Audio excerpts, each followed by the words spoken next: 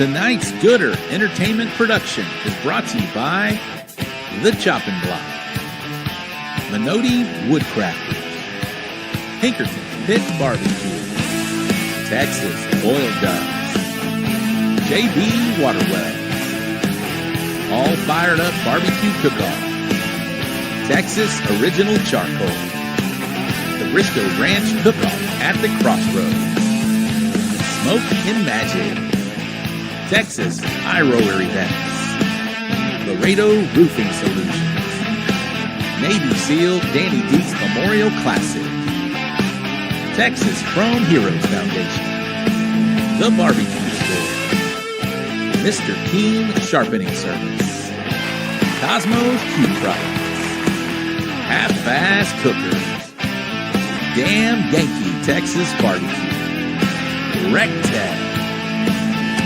Quattro D Drums, We Branded Promotions, Texas Barbecue Bash, and Bull Printing Wraps and Graphics. Thank you for supporting the So Smoking Gooder Show.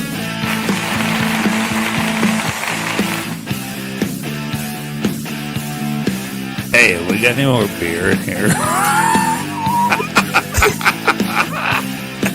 All right, I'm sorry. I won't talk again. I'm sorry. All right, go ahead, Robbie.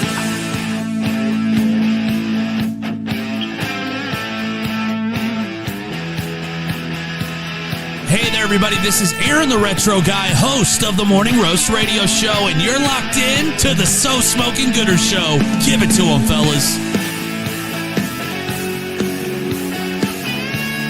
I call it bass boat. Bass boating? If you ever seen a bass boat go down the water and everything like that. Oh, and he nailed it. Oh, shit. Hashtag bass boat.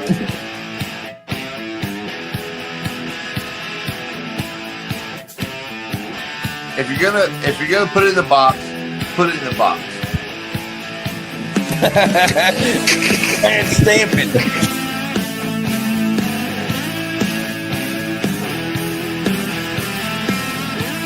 Hey, what's up? I'm Cosmo, and you're watching the So Smoking Gooder Show.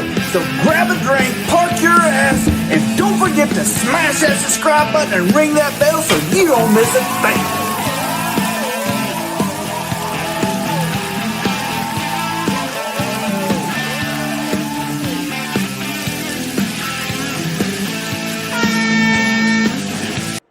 You're watching the So Smoking Gooder Show. Can you take the whole horn? You can't take the bullhorn barbecue, baby. Let's go.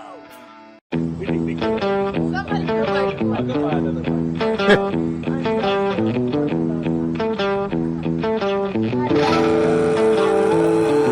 Hey, this is Josh Hill, Sure Shot Barbecue, and you're watching the So Smoking Gooder Show.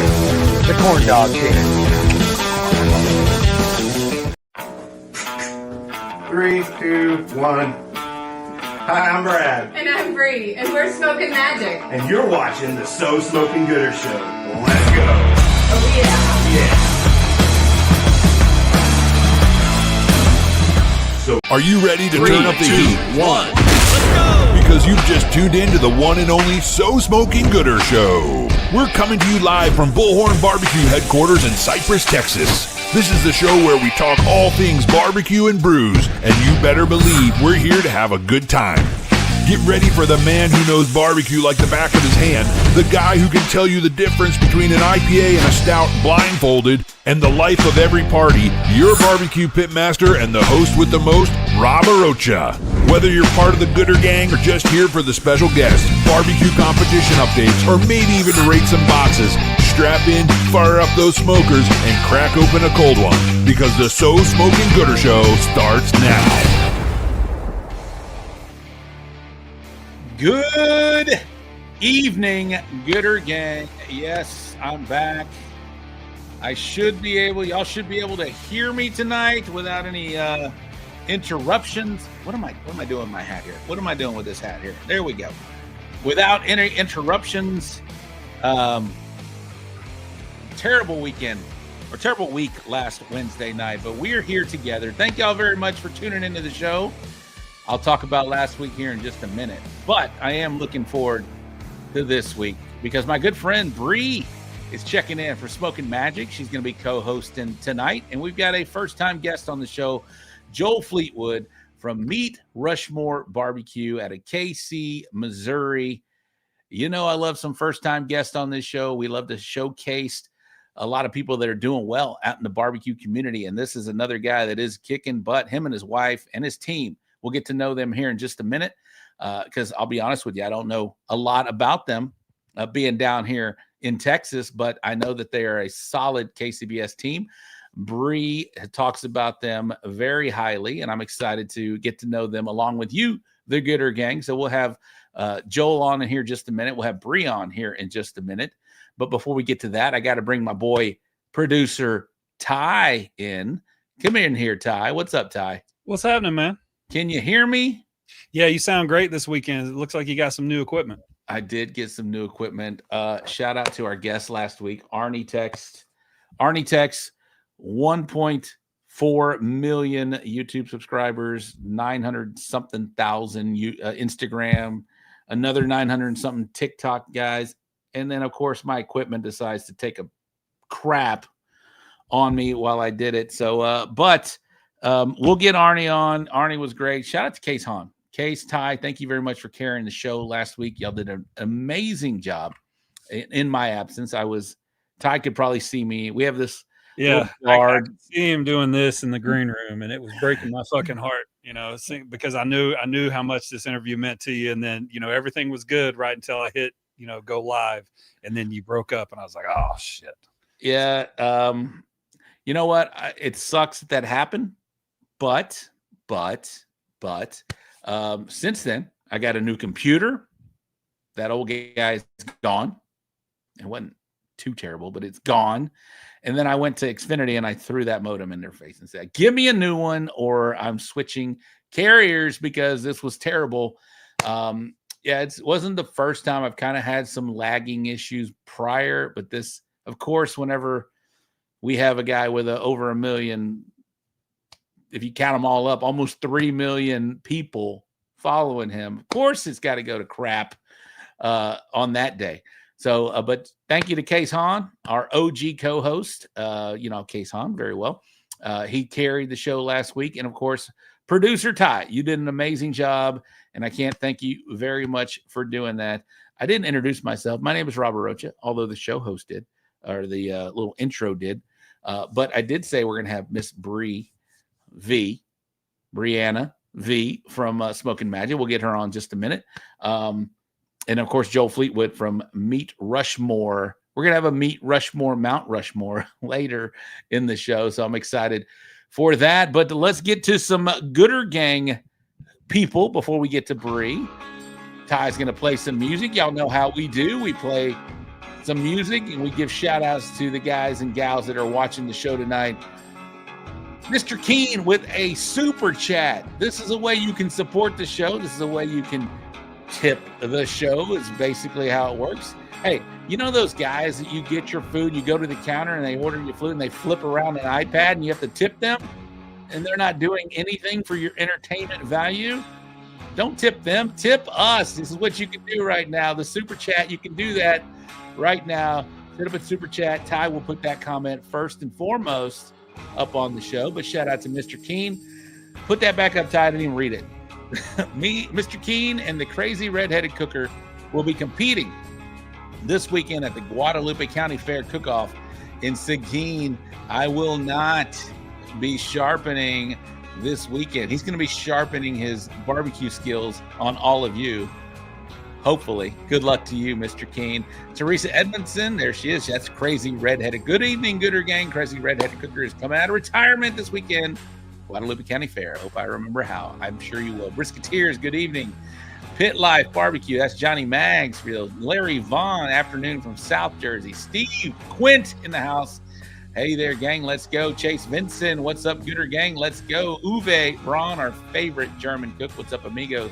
Jason Danger Diaz in the house. That's my boy, my tailgating compadre right there. Greetings, y'all. Matt Casper, good evening. Samantha Cherry, sweet Samantha Cherry, what's up?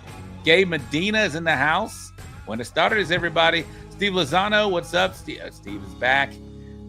Corby Simpkins, what it do? I hope you're doing well, Corby. I know my wife got to see you. Thank you very much, my man. Firebox Barbecue. They stepped in and took over like a boss. Yes, they did. Y'all did good. There's Braden. There he is. Sup, Gooder Gang. Braden, a.k.a. Meaty Bees Barbecue here. Smoking and toasting with a GC this past weekend. That's season here. Tracy Sproul, I think they GC'd as well recently. What's up, Tracy? How are you? That's Kicking Ash. Smoking D's, what's going? Louis Gonzalez, what's up? Robin Ty, Jeff Dennison. There's Danger again. ZZ Top fan. Obviously, there was a reset done. That's my first comment. Roddy Trevino, that is my dad, for people that don't know. Prairie Fresh, what? Good evening from David at Prairie Fresh. Prairie Fresh, we are going to be representing you guys at the American Royal. Prairie Fresh has never checked in. I have a feeling that might have to do with Bre and Joel, that Prairie Fresh checked in tonight. What's up, Prairie Fresh? We love your products. Aloha, that's Hawaii Barbecue checking in. It's probably like 3 o'clock in the afternoon over there. Michael Sistrunk, what is up? And Renee Sanchez, our guest from 2 weeks ago. What you think, Ty? I do want to say one thing. I received my Pit Father Brisket Vendetta in the mail today, about 2 hours ago. So I'll be checking that out probably this weekend or next weekend whenever we make our next brisket. So appreciate Talk about that. it, Ty. Did you taste it yet? No, I've not. I tasted it right out of the box here, but yeah, I mean, I'm excited to use it and see what all the fuss is about. Well, give me some initial reaction here. Oh, initial. Sure. Let's go. Okay. Put it in your mouth. Okay. I got you. I'll put it in my mouth. Just for you, Rob. John Turner in the house, chopping block. My man. Holy cow. Man, there's some tang in there, man. Eddie. Hey, this is some good shit, people. This is some good shit. This tastes good. You could put this on anything. Like, I put a lot of these rubs on popcorn because I like popcorn. This stuff is good on anything, so I can't wait to put this on a brisket. Brisket Vendetta, y'all. Go get it. There's our co-host, Eddie Morales, with his new brisket rub, Brisket Vendetta.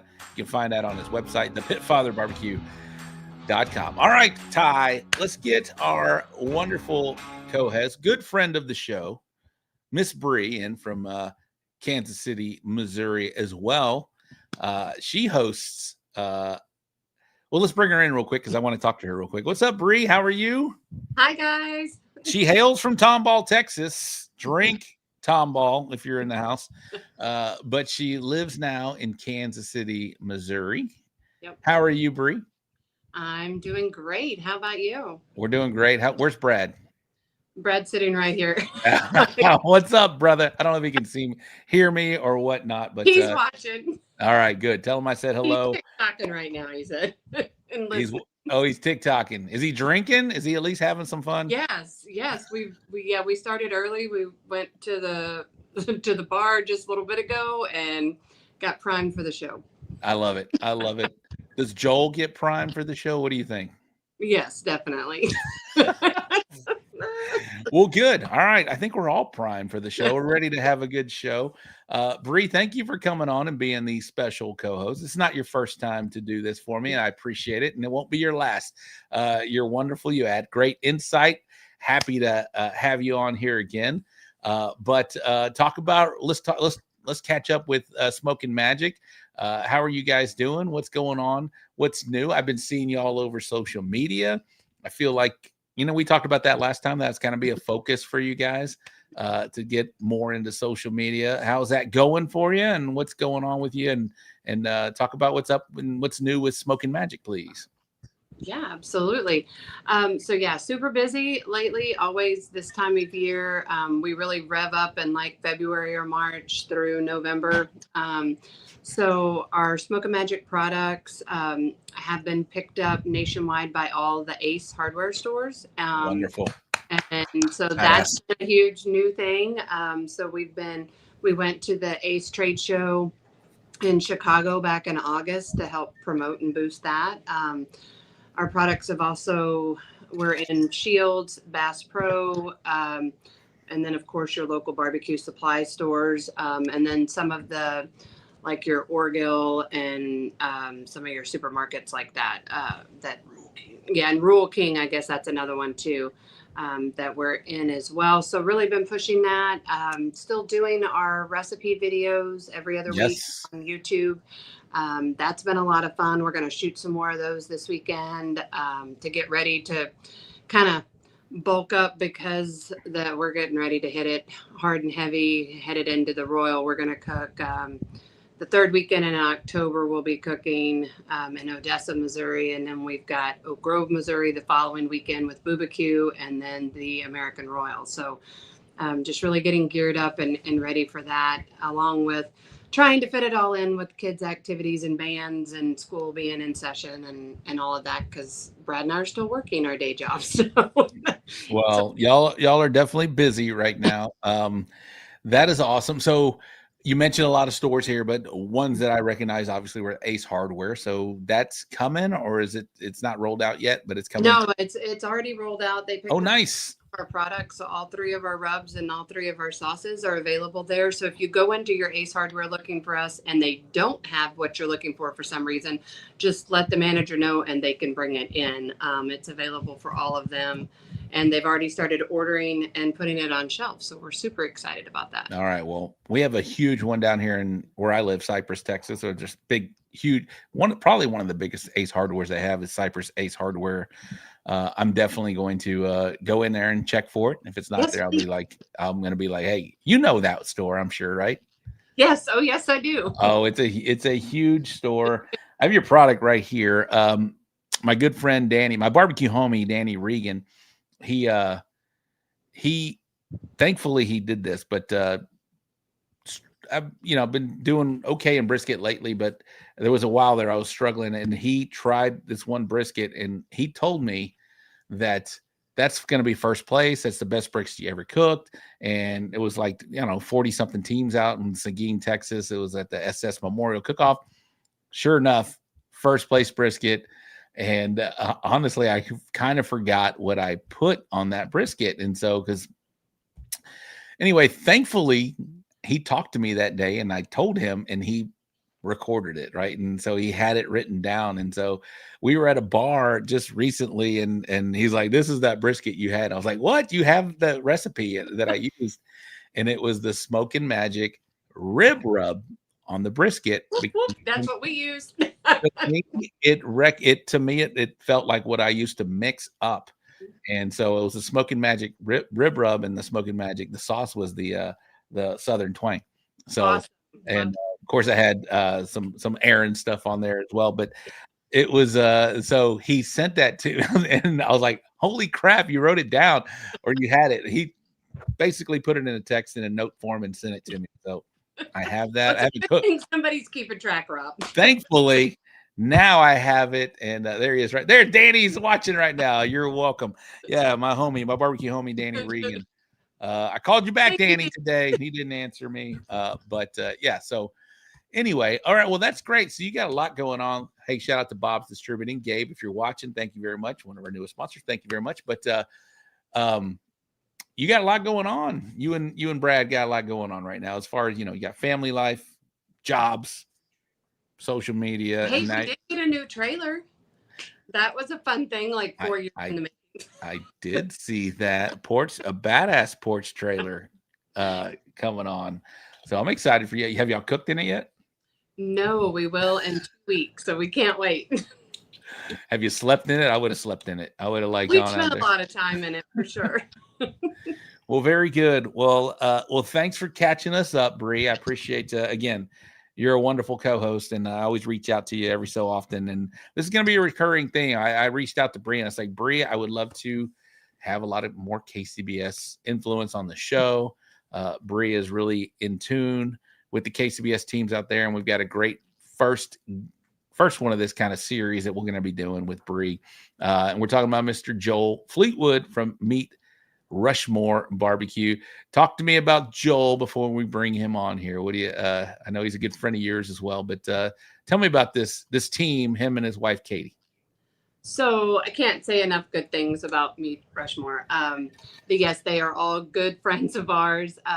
Huge supporters of KCBS as well. Joel served on the board and has done numerous roles throughout KCBS and is a real big proponent of competition barbecue in and of itself. So they, him and his wife Katie and Eric and Carney is what we call him.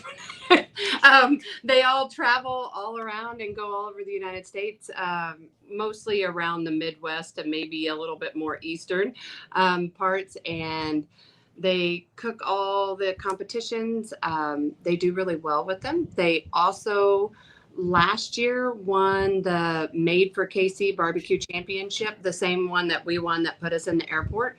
So they just took over doing that September 1st. So I'm going to let him talk all about that. And they've developed their own whole, this whole thing with the menu and their rubs and sauces and wraps and all kinds of fun things. So I'm going to let Joel talk about that.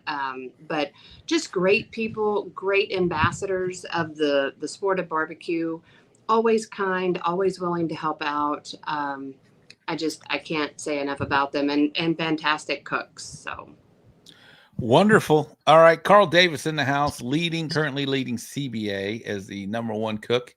I think he's leading 2 out of the 4 categories plus the overall. Carl, thanks for tuning in. I appreciate you. But yeah, let's bring Joel on. Joel is the head pit master of Meet Rushmore BBQ out of KC, Missouri. You guys might recognize him. He's been on a couple television shows, but I know at least the Barbecue USA show, and recently served as president of the KCBS organization. So I know we all know we've had Mr. Rod Gray on as the CEO, but we need people that are in the trenches. I know Rod is as well. I'm just kidding. But what's up, Joel, man? Welcome to the show. I'm honored to have you on here. I'm excited to have you on, man. Thank you for doing this, man. Absolutely. Thank you for having me. I try to catch the show live whenever I can. So it's awesome to be on here and to chat with you guys. Absolutely. So as you may know, we're trying to expand, and we have been expanding. We've been 8 years now. We just outlived the Astros. They had their 8-year run and they're dead now. But we're still going.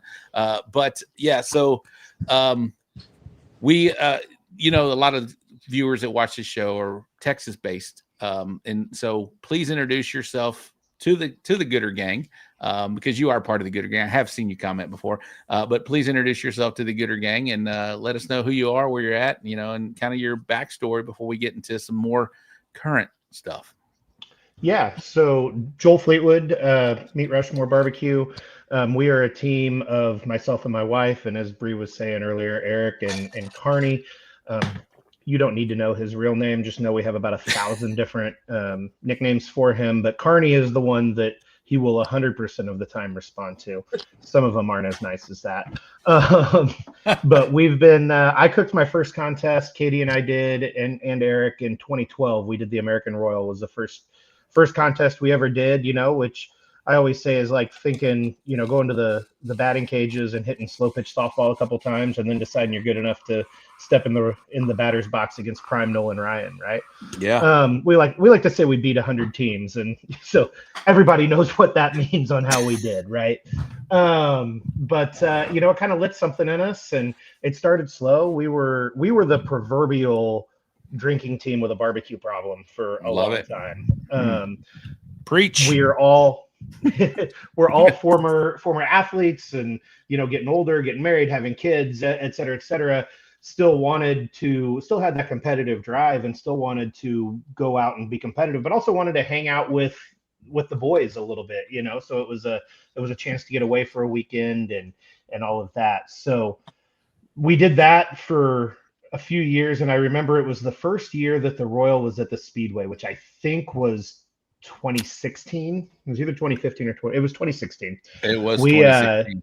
That was my first year. Okay. So we were sitting there after award or before awards, after the cook on Sunday, and tired as can be. I mean, we, we're bringing the kitchen sink, and it took about 75 hours to get loaded up after a contest, and we're just exhausted. And said, and we're like, man, like there's a lot cheaper ways to get drunk together if that's what we want to do. Like we either need to decide that this is something that we want to commit to and that we want to like try to be good at, or we can cook some food in the driveway and have beers and save. This weekend we could have saved $1,000 and did that, and ate good and ate for a long time and everything else. So that winter we took a class and kind of started to get a little more serious about it. I'd say 2020 was really kind of when things started clicking for us though. And we finished in the top 25 in KCBS and in everything that year. And yeah, I mean, it's kind of been ever since then. We've been cooking and having fun and trying to get better and, just meeting people and making memories along the way. Both of y'all live in Kansas City area, right? Kansas City, I do find it hilarious that if you're from Kansas, you're not a Missouri fan, and you're from Missouri, you're not a Kansas fan. But so y'all grew up in the area, or Bre actually grew up here, but I know what you mean. I know what I mean. Y'all grew up in that area where barbecue is like, it's kind of what y'all hang your hats on in the Midwest, as far as, Kansas City barbecue is what y'all do. Tailgating is all about the barbecue kind of thing. So this has always been around you, right? And so you said you were an athlete earlier, but we'll talk about kind of growing up in that area and seeing all this. And that's kind of like in a natural, I feel like the people in Kansas City at least have to dip their toes in the water as far as barbecue is concerned, competition barbecue, doing the Royal, at least attending the Royal and doing that. How was that influence on you as far as, maybe to get to at least try and barbecue? Yeah. I remember growing up going, on Saturday, right, with my parents to the American Royal. There used to be the suburb that I grew up in, Blue Springs, had a contest called the Blue Springs Blaze Off that went on for a lot of years. I think they went 35 or 40 years. And wow, that was always a big one in our community. So I did all of that growing up and was kind of around it from a spectator standpoint. My dad also was the cook in the house. So love my mom to death. She was great at a lot of things and is the best mother that has ever existed in my mind. That woman could not cook. And she knew it, and she didn't try to hide it. She said she married my dad because she knew that she needed to eat the rest of her life.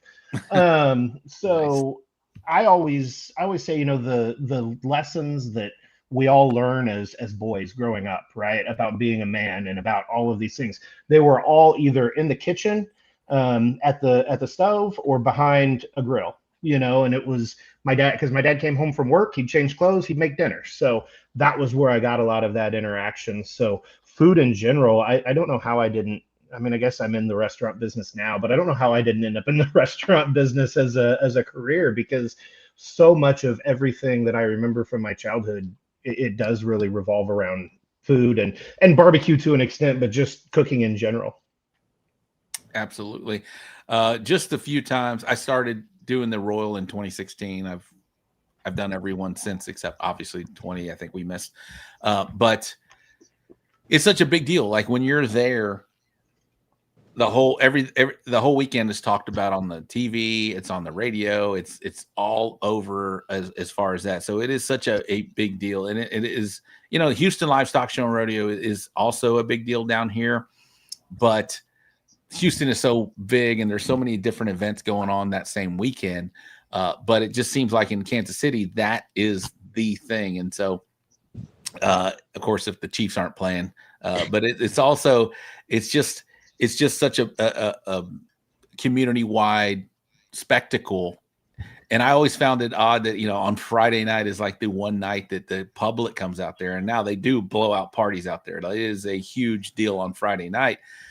But what I love about the American Royal is on Saturday, it is a true barbecue competition. Houston Livestock Show and Rodeo, it's a party Thursday, Friday, Saturday. And then there's a competition that you really don't know about unless you're a competitor in the background. The American Royal is completely different. It's like party on Friday, kick everybody out, and then it's go time. It's a Saturday competition, which is the Invitational, and then the biggest one, the Open competition. It's just it's a different vibe, and I feel like growing up in that area is probably something that you said you used to attend while you were a kid. You probably got to see the real Royal. I didn't get to experience the bottoms or whatnot, but it's just a cool atmosphere. And for people that have never been to the Royal, hopefully you're able to go this year if you guys are watching. But if you're not, or if it's not on your plans, man, if not this year, which is coming up in a month from now, next year for sure, go ahead and do that. But talk about the Royal as far as what it means to you guys, both of you, Bre. I mean, if what it means to you guys, and Bre, you're kind of doing a few contests, but you're definitely making plans to be at the Royal, right? So it's the biggest one. Yes, agreed. It's the one we look forward to probably the whole year, I would say. I mean, it's like you said, so we load in on Wednesday, and Thursday night is really when the barbecue teams get to let loose and have our parties. Mm-hmm.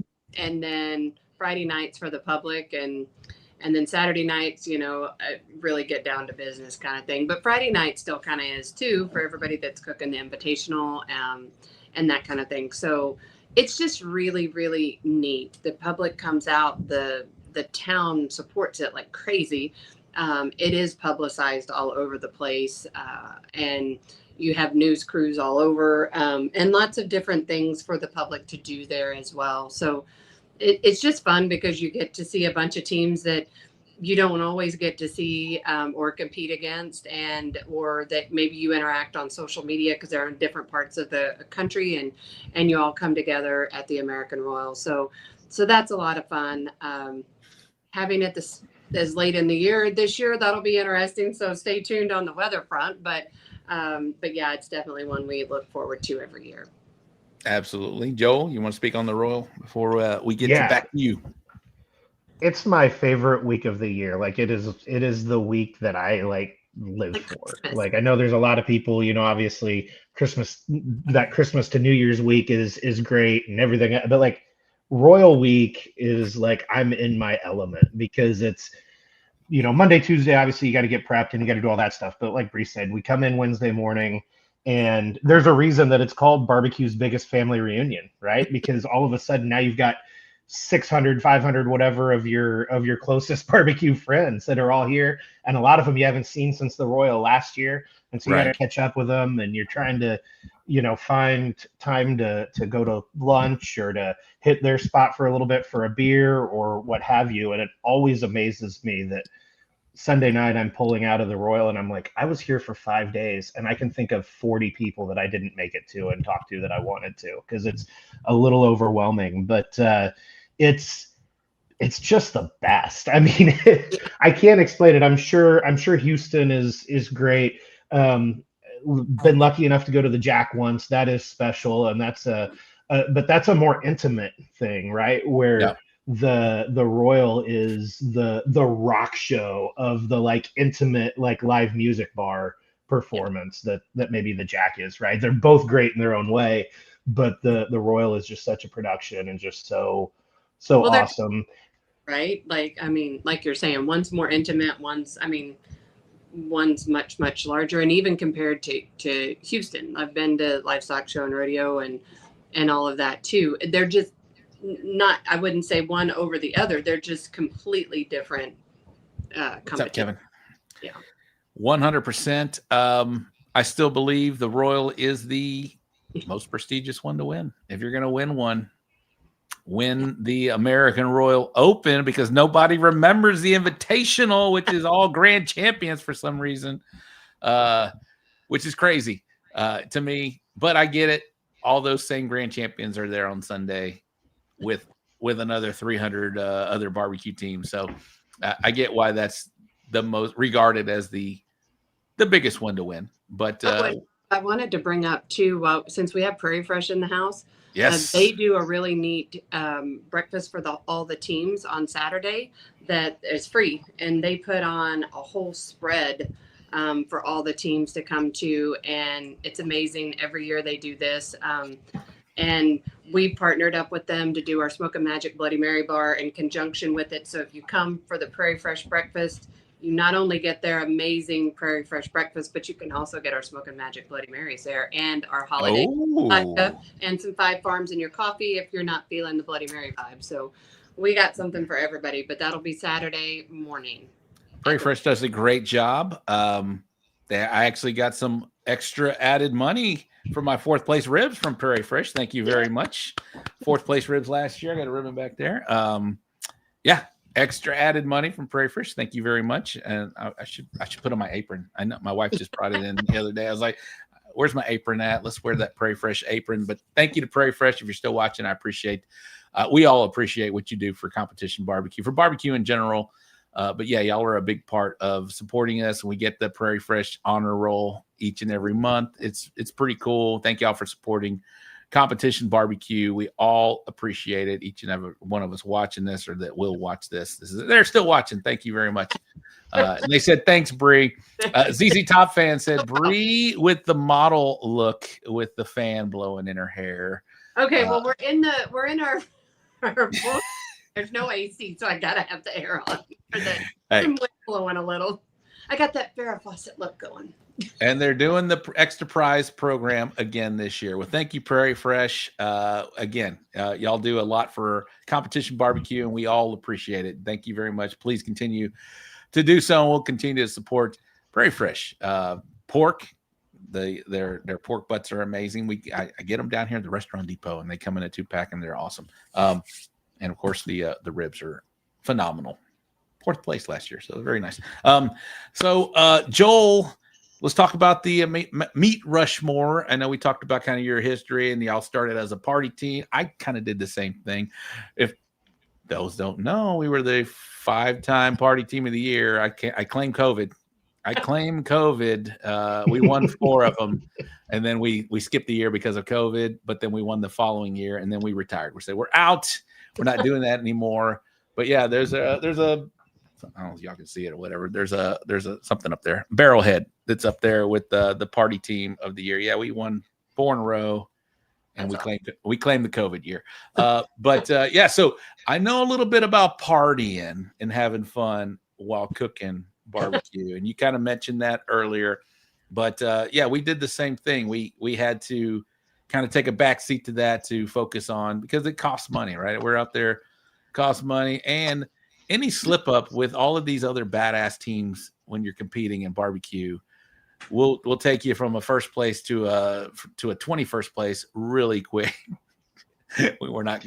That was a whole little gate, corporate sponsor gate, I guess you could add to it. But anyway, yeah. So any slip up. So I understand from going from kind of a party team or taking it just to go hang out with friends and buddies, and which is all good, and you can still do that. But there comes a time on Friday night where you have to like focus and shift and do your thing.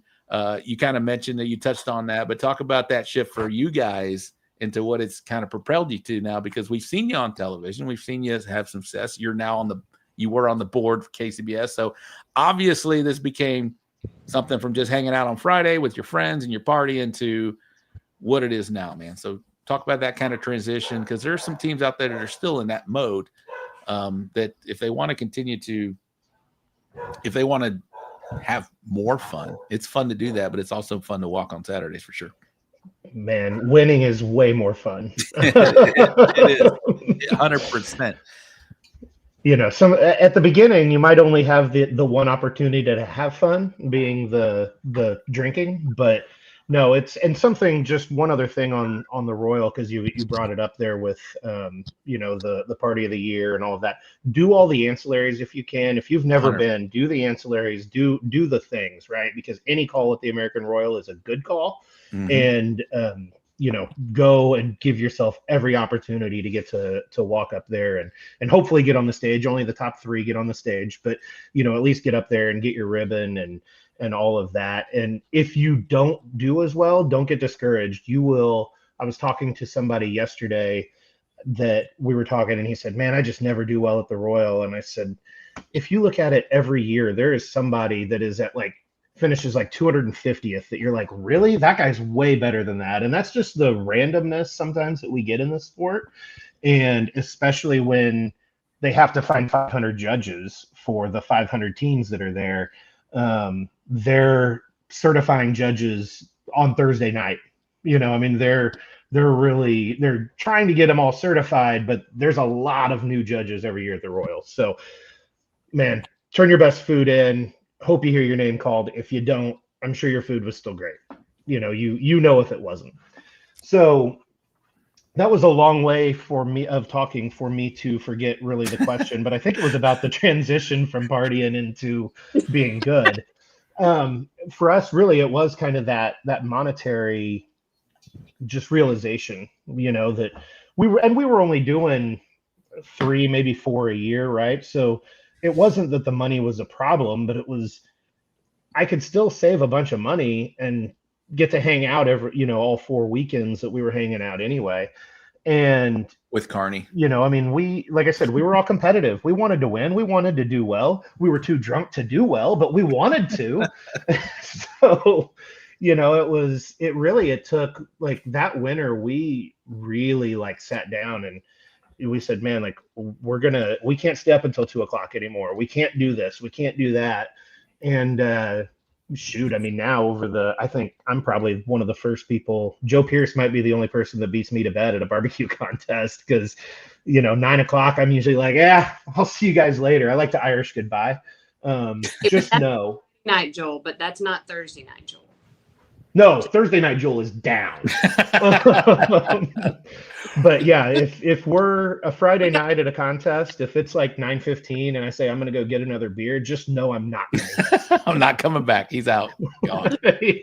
That is my way of telling you I'm going to bed. Don't ask you to bring me one at 9:15 is what you're saying. Yeah, and I'll say that I'm going to, but you better go get one or else you're going to be waiting a while. Got it. So you know, it was that realization, and then the class that we took, it was Ferg's class, and I think it was maybe the first one he did. It was way too cheap. He way undersold it. But I remember him saying like the best thing that you can do if you want to get better at this is to continue to cook. And so, you know, I think we'd done 4 the year before, and I even remember that later that fall, we were in Butler, Missouri at a contest, and we're sitting just chatting one night. And I'm like, man, like, you know, I feel like we're getting better, but we're just not where we want to be yet. And he goes, cook more. And I said, we cooked 9, like we've doubled what we did. What do you mean? But he's like, just cook more. And so we did. And, you know, the next year we did 12, and then we did 15. And, you know, the COVID year was really kind of the kicking off point for us, because we realized mid-July we had cooked our 6th contest, and I don't think anybody had cooked more than like 8, you know, just because there were no contests. And we had won pork in 3 of them, and I think we had a second, and then I don't know, we probably poisoned judges in the other 2, but we were doing really well. We were sitting at like, you know, 6th or 7th in pork team of the year. And we're like, man, this is the only year that we're going to be able to cook enough that everybody else isn't going to outcook us in terms of number of contests. So we just kind of like, we all called our boss. I called my boss on a Saturday night. I'm a banker, so my boss is not working on a Saturday night. And I'm like, hey, here's the situation we've got. And he goes, do you have the PTO for that? And I said, not really.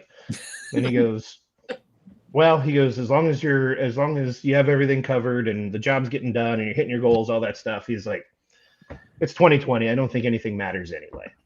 And so that was all the push that I needed to get to do that. And so then I think we cooked 24 that year, and our goal was to cook 15 because KCBS has a like 5 or less and a 10 or less and a 15 or less team of the year ranking. And we wanted to see kind of where we'd fit. If we didn't do more than 15 to make us ineligible for that, like where would we fit in that 15 or less? So, we took 24 and went all over the country. We went to Wyoming. We went to, I think, South Dakota. We went to Louisiana. We went all over the place. Cooked in the hurricane. Because that's what you had to do to cook. Joel, wasn't that the hurricane year too? Y'all went down south somewhere? That was the hurricane year. It was something. We'd been in Wyoming the week before, so it was, luckily we got to stop on the way home. It wasn't too bad. That was, and a lot of the Texas guys started coming up and cooking KCBS because IDCA was, I guess, did no contest basically.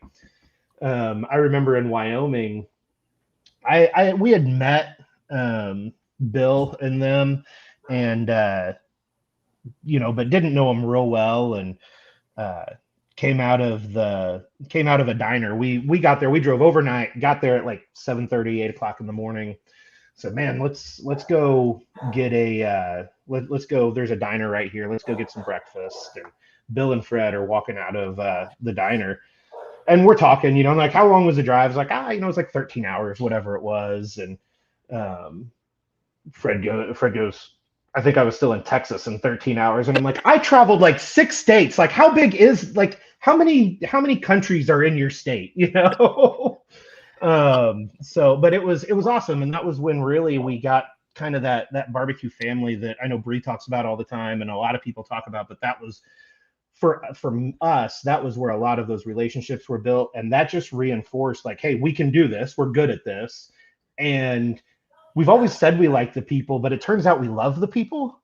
So let's just stay focused on this and keep moving forward. And man, I'm glad I'm one of the few people probably that is grateful for COVID because of just the way it set us on this journey with barbecue. Yeah, that's a great story, and you mentioned the people in there. That's why we keep coming back. It's something that some either a dog or a person is trying to get into my room right now.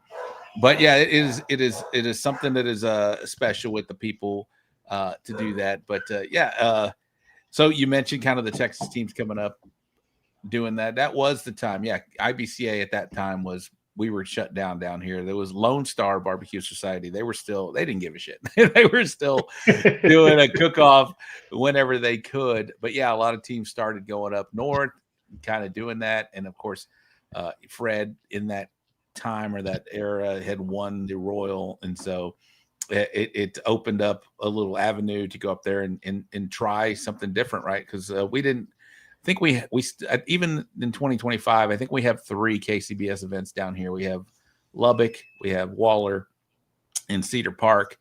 So you still have to travel up, and you just mentioned how hard it is to travel up. So you still have to travel quite a bit to do a KCBS event.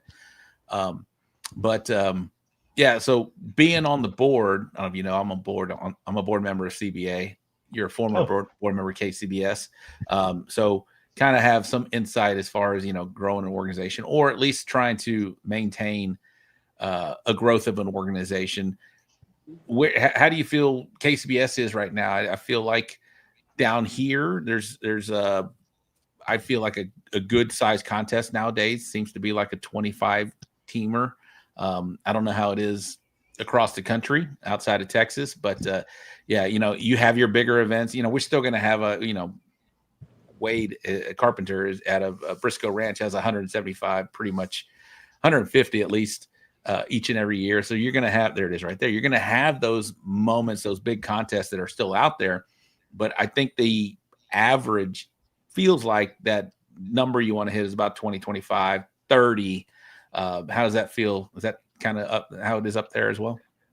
Yeah, it definitely is. I mean, I don't want to speak for CBA because my impression has been, CBA's, and as a little bit of a newer organization, right? It's maybe easier to grow, but is growing, where KCBS is trying to get back into that kind of phase of their life again. But yeah, I mean, we don't have a ton of new teams coming in, and I get it. It's expensive. And things aren't getting better, in terms of getting expensiver. Yeah. it's always been expensive. Now, I would argue also, I mean, I know a lot of people that spend a lot of money playing golf, or one of the guys that used to compete with us, his dad did dirt track racing, so he thought barbecue was cheap. You know, I mean, like there are still other expensive hobbies, and I think anything that you're into is going to naturally be expensive if you're like really into it. I've said it. But it's this weird situation where it's hard to convince somebody who isn't already bit by the bug to spend the money to do it. And there isn't really anything that is a sanctioning body that can be done to make it cheaper. You know, I mean, you could reduce the sanctioning fees a little bit, but does that really move the needle? I mean, the entry fee is probably still going to be $250 or $200 or whatever it is. I mean, if you save them, you know, $5 a team, that they're not passing that along. And I don't blame the organizers for not doing so. So yeah. It's a tough problem to solve. The problems, the easy ways to cut costs are terrible options for the sport and for competition barbecue. I know every once in a while I'll see a thing on Facebook about like, oh, they should get rid of brisket. Well, no, that's dumb. So, you know, but like, that is the most expensive meat, right? I mean, so that does move the needle in terms of expense. Or they say, oh, you shouldn't be able to cook Wagyus. That's stupid too. Like, how are you going to police that? Mm-hmm. You don't know that I didn't find a really good prime. Yeah. You know, I mean, so it's a tough situation for them to be in. I think that they are in a really good spot right now to start to maybe try to find some of those solutions and maybe try to get some excitement into it. I thought they did a really good job. So my term on the board ended in January. And so this World Invitational that just happened, I was a part of some of the planning for it, right? The first stages of it and setting up, having more of a public facing event. And while it had some hiccups, like most first year events like that will, I think we have something that can become more of a festival and can be something that gets some excitement going around barbecue. And that's really what we got to figure out how to do. I'm proud. When I was on the board and everything, we got a lot of the financials kind of straightened out. A lot of things where, you know, they're a nonprofit and that's a good thing because they're not making any profits, but we were able to find ways to save money. There were a lot of things that we had been paying for because we'd always paid for them. And we'd never shopped insurance. You know, we took our liability insurance and cut it by like 85% for the same coverage. You know, so it was just a lot of like asking these questions of, man, we spend a lot of money for this. Why? Mm-hmm. Like, oh, I don't know. That's what they say the price is. Well, have we shopped it?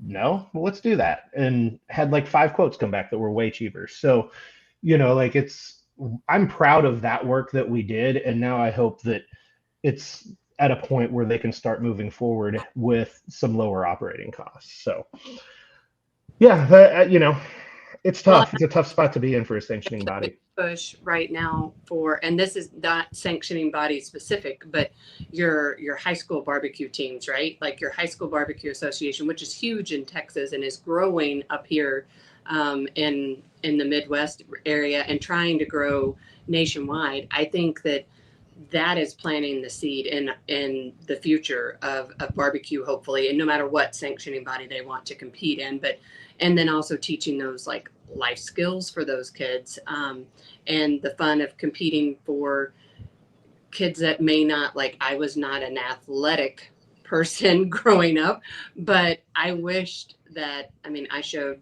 hog and FFA, like that was my competition.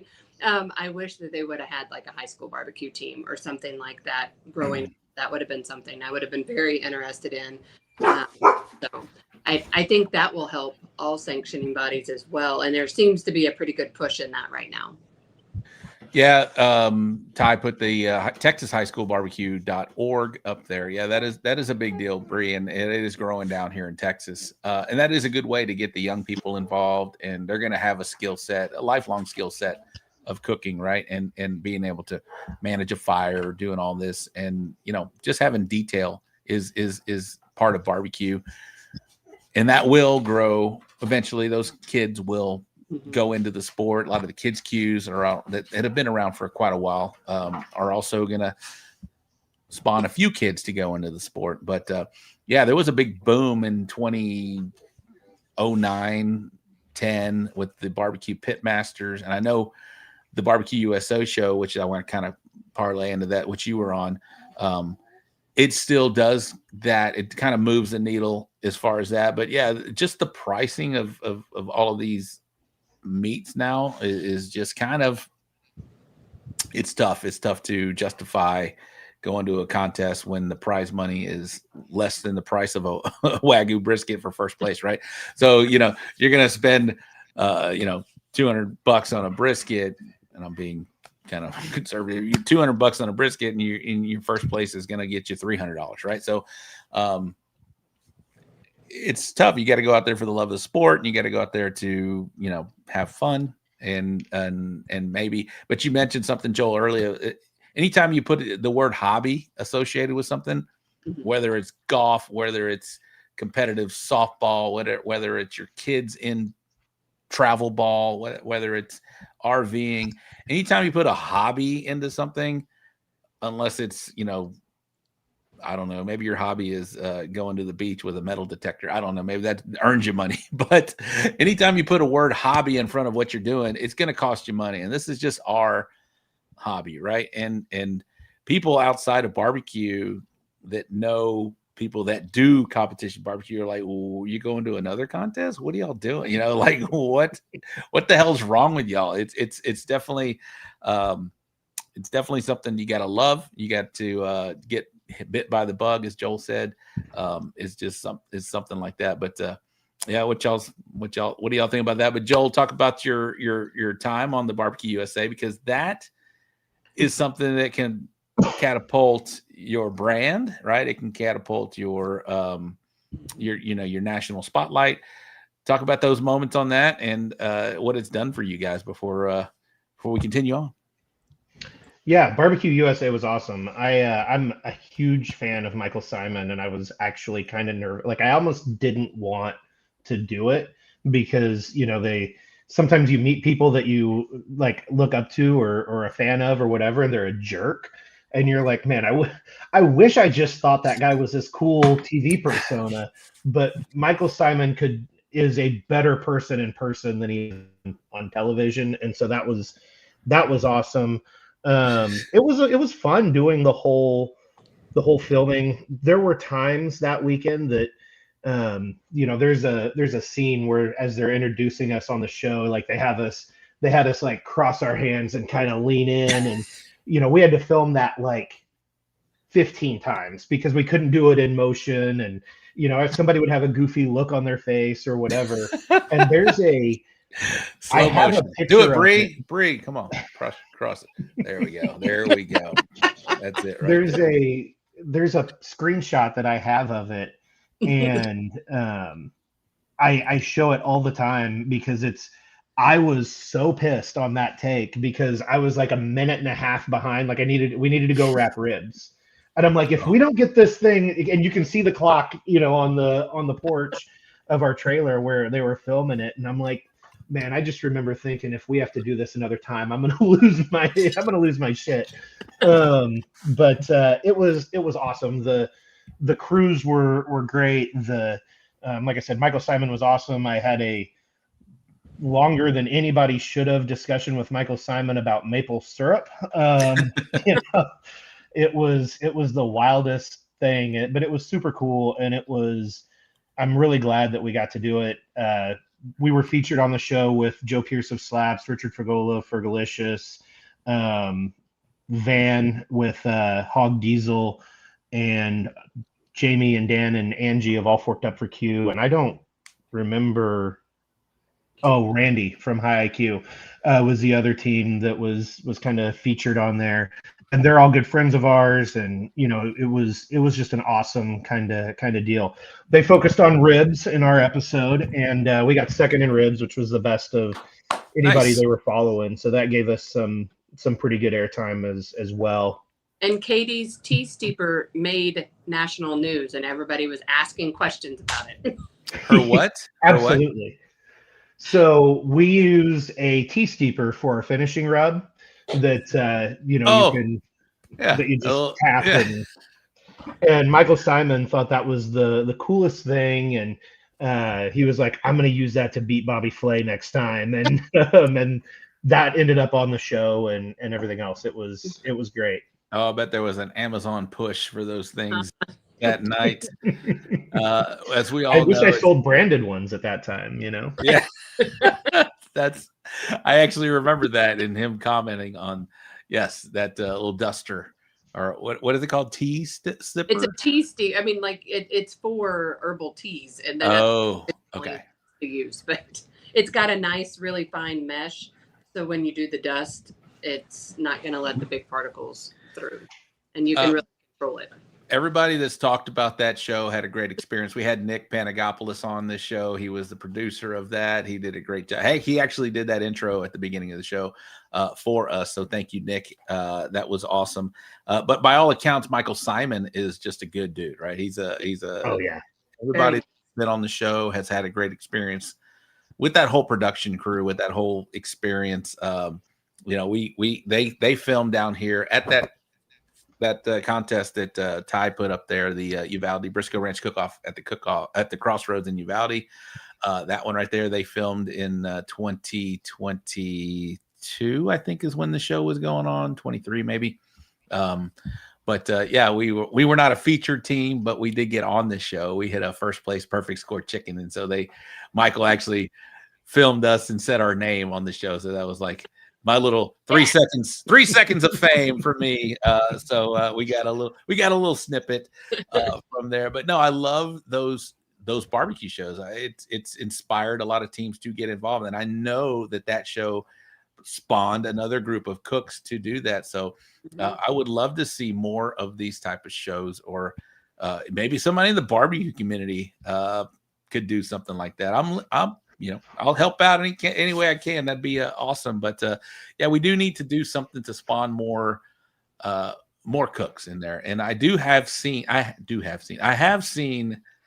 a younger push come through here, and you do see some of the younger teams out there, and we just need to encourage them and help them out. And I do feel like this generation of cooks, us, Joel, Bre, are helpful, right? We're not the crabby old people that are, just gonna get away. This is my recipe, young kid.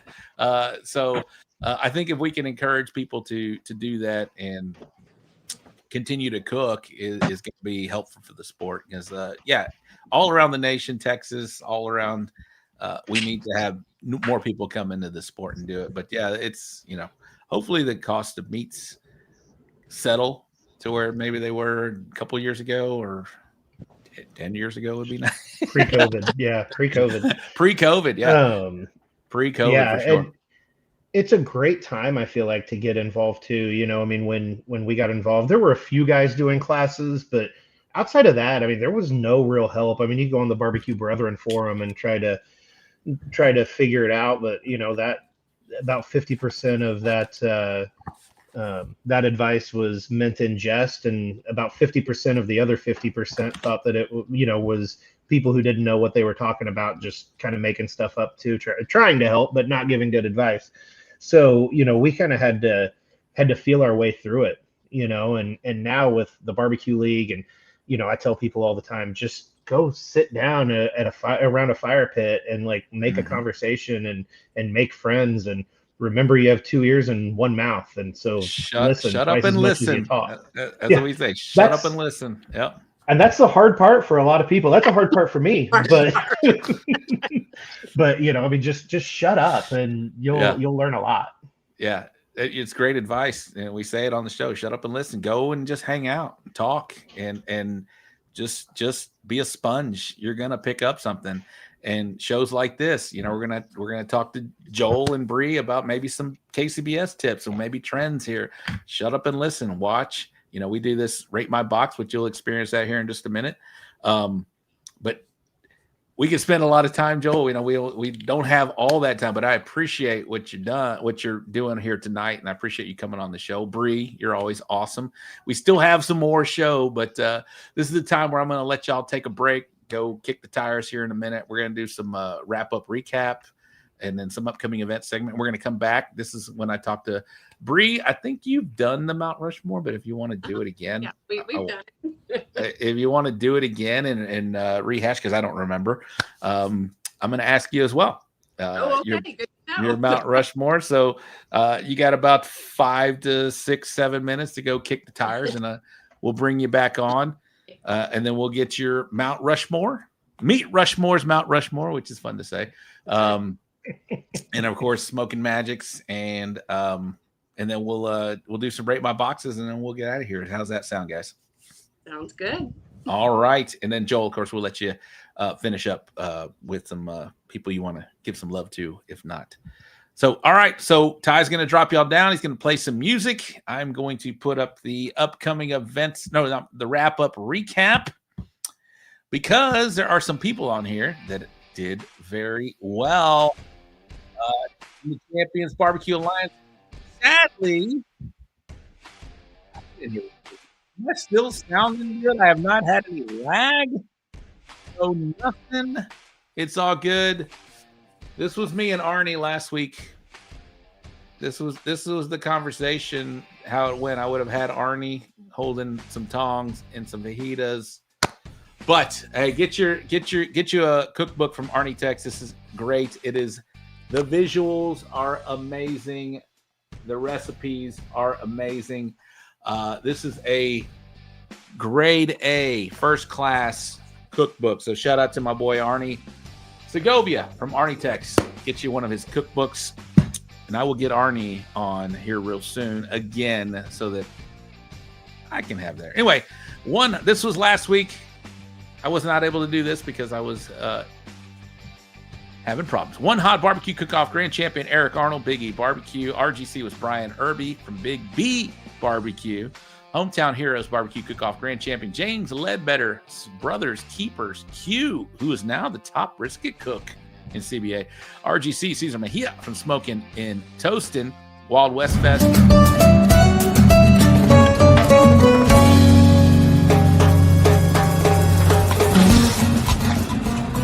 Cesar Mejia with Smoking and Toasting Barbecues, and you're watching the So Smoking Gooder Show. Hey, just a note here. Cesar said that he does not want any tall boys or shots. Sorry about that. I got effects on.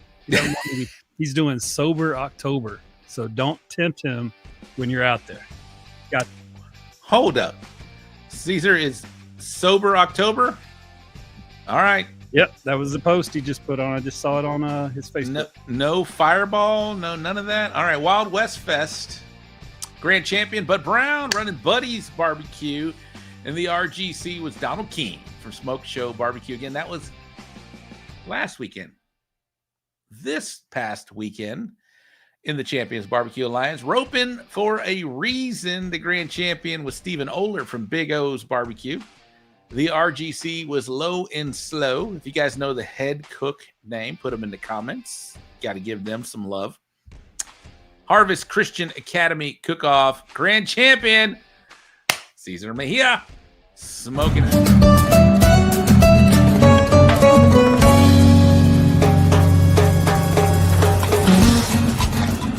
This is Cesar Mejia with Smoking and Toasting Barbecues, and you're watching the So Smoking Gooder Show. I love it. I love it. The RGC, Andy Reyes, Fat Cat Barbecue, Smoke on the Water. I know Ty has this queued up. Grand champion Kit Polk from Canned Heat. This is Kit Polk with Canned Heat Barbecue. We're going to the So Smoking Gooder Show. Let's all drop in. Let's all drop in. Kit Polk. He is a world champion surfer and entomologist. True story. I'm not kidding. Texas Barbecue Bash, Colin McElrath. I got his, this is my note sheet right here. This is where I take all my So Smoking Gooder Show notes from this man, the West Texas Barbecue Bash. Anyway, he's in the comments. He said, Patrick Rodriguez was Mr. Low and Slow. All right. Thank you for giving him his proper due.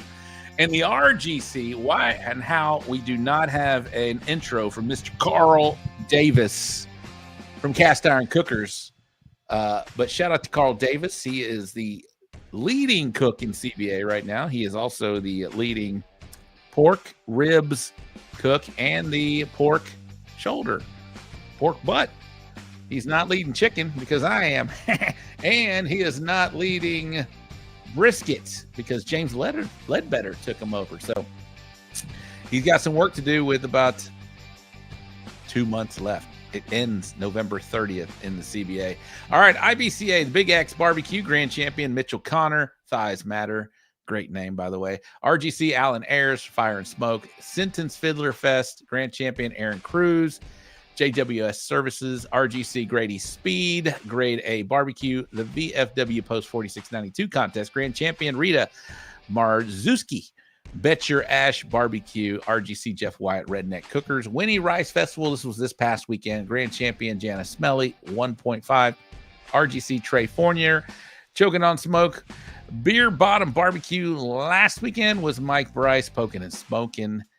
RGC, Dwayne Anderson, Real Smoke. That was in the Outlaw Barbecue Association. Pew, pew, pew, pew. And in Lone Star Fiesta de la Paloma, RGC, Smoking D's, Daniel Rodriguez, RGC. I'm sorry, that was a Grand Champion. The RGC, that's the man right there. I was just talking about him. This was last weekend. RGC, Texas Barbecue Bash, Colin McElrath. Do it, Ty. Do it, Ty. There it is right there. All right. And in KCBS, last weekend, Meat and Tater Barbecue Fest, Grand Champion, Smoking Volts, RGC, Getting Basted, Barbecue on the Bow Festival, Grand Champion, Smellicue, RGC. Hi, I'm Janice Mella, from Smellicue from Canada, and you are watching So Smoking Gooder Show. Thank you, Janice. RGC Q Cartel, Smoking the River Day 1 Grand Champion, Squealing in Dealin', RGC Glampin' Grillers. On day 2 is Bo Cephas Barbecue Grand Champion, the RGC. Bree's good friend, JDQ Barbecue, probably Joel's friend as well. I got to see them at the, man, I had it on the, I'm sorry, last thing, KCBS, you can visit their website, kcbs.us, to find all of their events. There's a lot of them. Lastly, we're going to do the upcoming events segment. This weekend, 22nd Annual Guadalupe County Fair. Was that last? This weekend, yeah. Fair Association Scholarship in Seguin, Texas. Fall on the Frio. My wife, Diane, will be the event rep in that's spelled wrong. Concan, Texas. That is a state championship. And in New Caney, Texas, Chicks and Hogs and Brewfest Cook-Off in New Caney, Texas, state championship. Over in the IBCA, we have the 27th Piney Woods Classic in Porter, Texas. We have Patriots of Texas in Navasota and Skidmore Fire Department Cook-Off in Skidmore, Texas. Over in the Outlaw, we have Keller Lions Club in Keller, Texas, state championship. Jamie Gear, y'all know him from his badass Jambo Pits. He's having a Jambo shootout in Ennis, Texas, the state championship. Excuse me, I had to burp. The grand champion is a backyard Jambo, and the RGC is going to win a Jambo charcoal cooker. Badass. And it's $10,000 plus. Both of those are $10,000 payouts. Pretty big. Pretty big. I should be going. Curtis Payne Memorial Cook-Off in Lone Star in Hamlin, Texas. And again, many out there in KCBS. You can visit kcbs.us for more information. All right, Ty. Let's pull that. Pull that. Ty, get in here, man. You haven't said that one word that you like to say all the time when we're Viscosity? talking. Yeah. I normally say that during the Rate My Box portion of the show. Right. So we're getting there. We are getting there, but thank you for doing that. That was fun. What are you thinking about our lovely co-host, Miss Bre. She's always awesome. Well, Miss Bre's always awesome, and getting to see Joel, I enjoy what he said, and he didn't go into it much. But COVID, even though it was it was a pandemic across the world, but it was actually the time that I really got involved in barbecue as well, because there was nothing else to do, and so it was funny how COVID, even though it was a crazy time, it did kind of push me in this direction. And when he comes back, I do want to ask him more about his dad. Because the way he talks about it, and the dad being the family, I want to ask some questions about his dad. So we'll ask that during Rate My Box during the interim or something. All right. Well, let's bring the co-host back in here. We're talking about Miss Bre V. Am I saying that right? No. Did you say it, please? It's Vi. It looks like Via, but it's Vi. Okay, Bre Vi. There you go. Bre Vi. All right. Yep. Okay. I'll probably forget that next time, but it's all just tell me the first time, so I'm not a whole hour and 15 minutes in saying. We said it like twice. Okay. All right. Aaron Leslie's in the house. He says, "What's up, bitches?" Let's bring in Joel Fleetwood from Meet Rushmore. You know Aaron, Joel? Yeah, so we've met a couple of times. I wouldn't say that we're best friends or anything, but that's just more because we don't know each other as well as maybe other people know him. But yeah, we've chatted. We Shawnee, Oklahoma, and I believe 2020. We were set up kind of right across from each other, and chatted a little bit. So good dude. He's a good dude. He's a big ambassador as well for barbecue. I'm surprised Aaron hasn't been on it. He'd be great on TV. Aaron, have you been on TV yet? I think Aaron. I think he needs to be. Yeah, I think Aaron would be great on television. He's a classic. What do you want to say? What do you want to say? I don't know. He's a West Texas boy. I'll just say that. West Texas boy. Ty had a question. He wanted to ask you something, Joel. I know you weren't there when you heard him, but go ahead, Ty. Yeah, sir. So you spoke about your father was always the one that cooked in the house. My father was always the one that cooked in the house as well. So tell me about when you first became inspired about wanting to cook. Well, so I mean, I remember. I don't remember how old I was, but I remember getting it was a Betty Crocker kids cookbook thing, and my parents, like a lot of parents, had been trying to figure out how to get me to eat vegetables.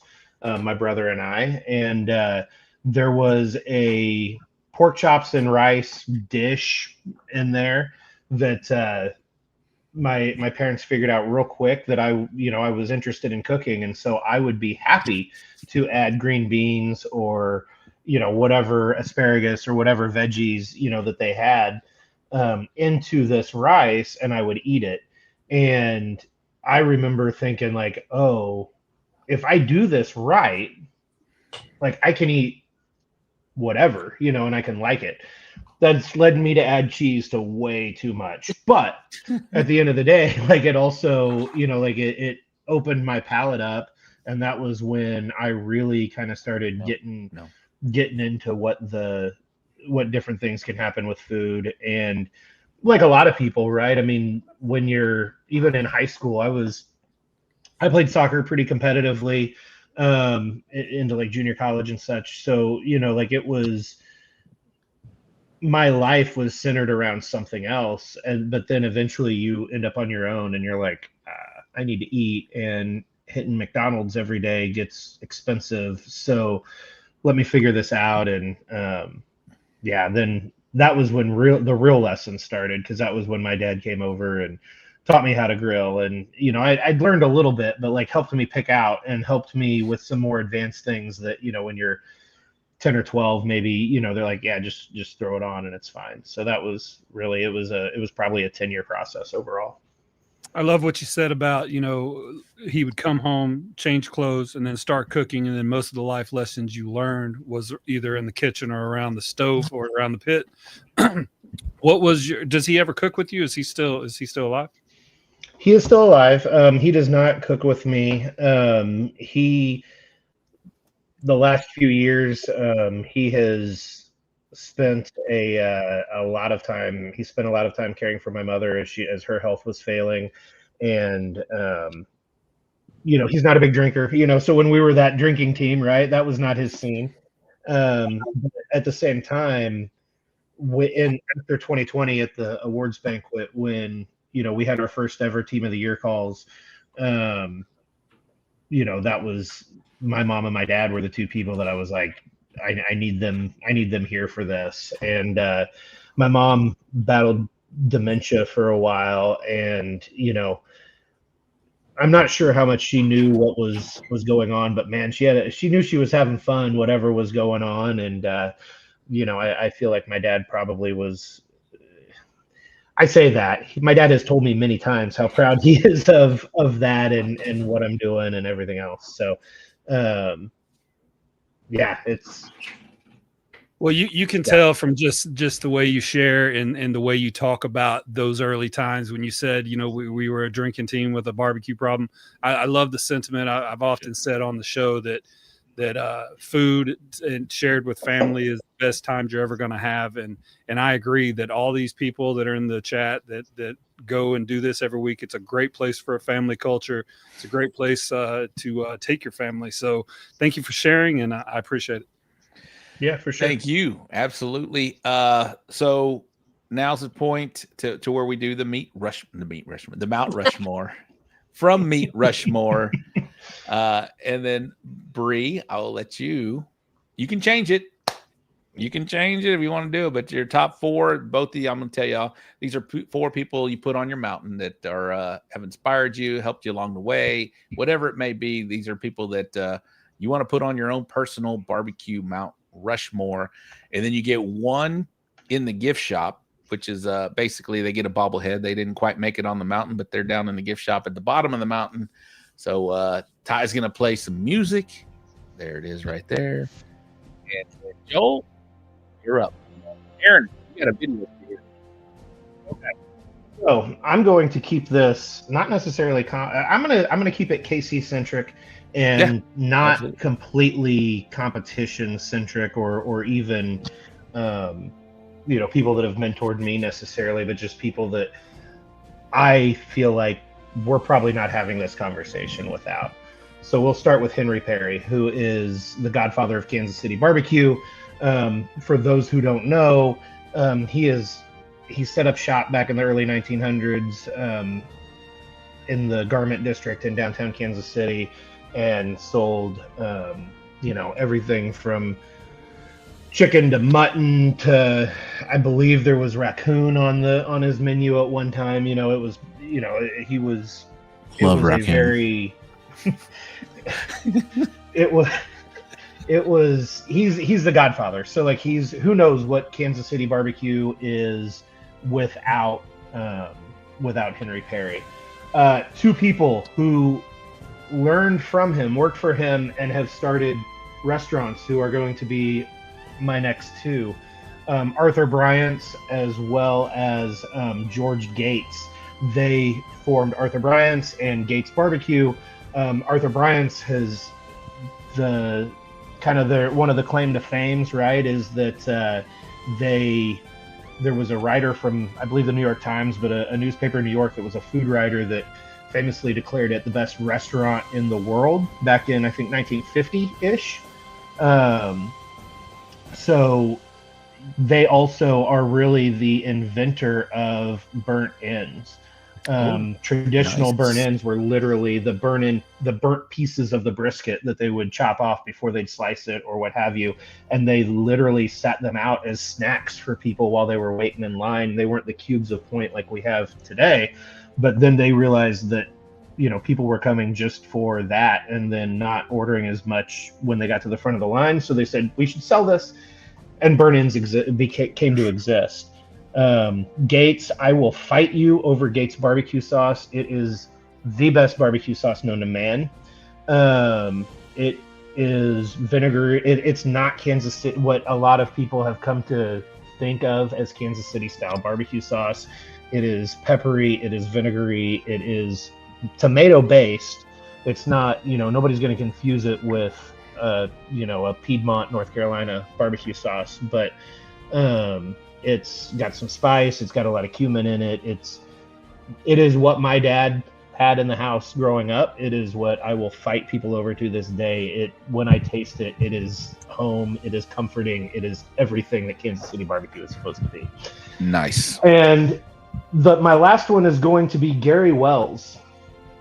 Gary and his wife Carolyn, who a lot of people know Carolyn, and there's no real reason that I'm choosing Gary over Carolyn other than everybody on Mount Rushmore is dead and Carolyn is not. So Gary and Carolyn Wells formed KCBS. So again, somebody that, without Gary and Carolyn, who knows if we're even having this conversation, right? Who knows?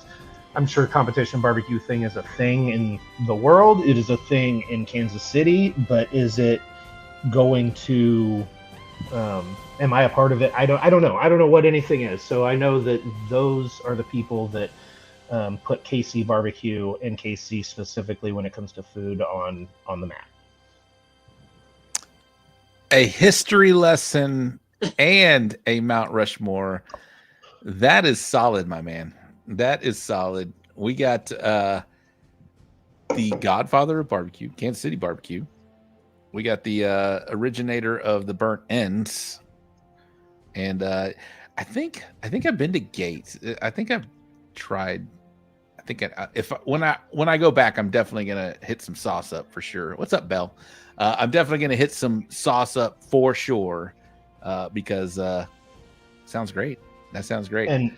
And Gary Wells. And look, or Carolyn Wells. Sorry, and Carolyn.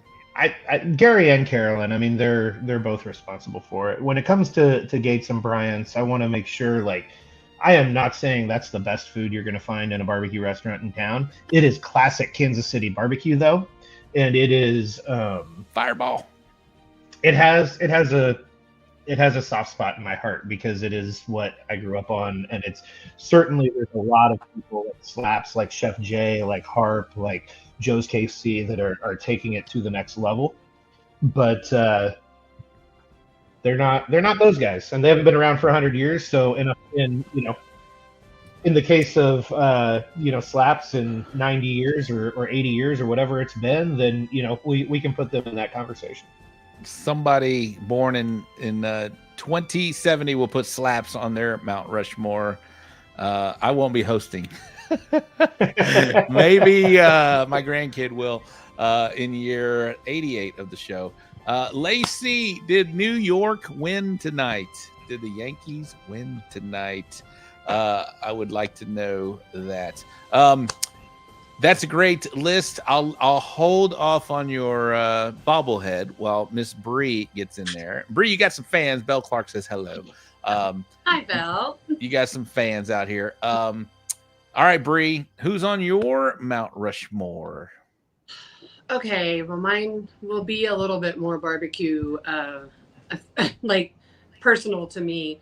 So I would say when first started learning about barbecue and watching barbecue, Melissa Cookston was a big female influence that I saw, and one of the few, just a couple that were doing it at that time. Mm-hmm. So, and then she has gone on to propel, not only the competition barbecue sport, but then also she's really big with the kids and growing that program as well with her All-Star Junior League.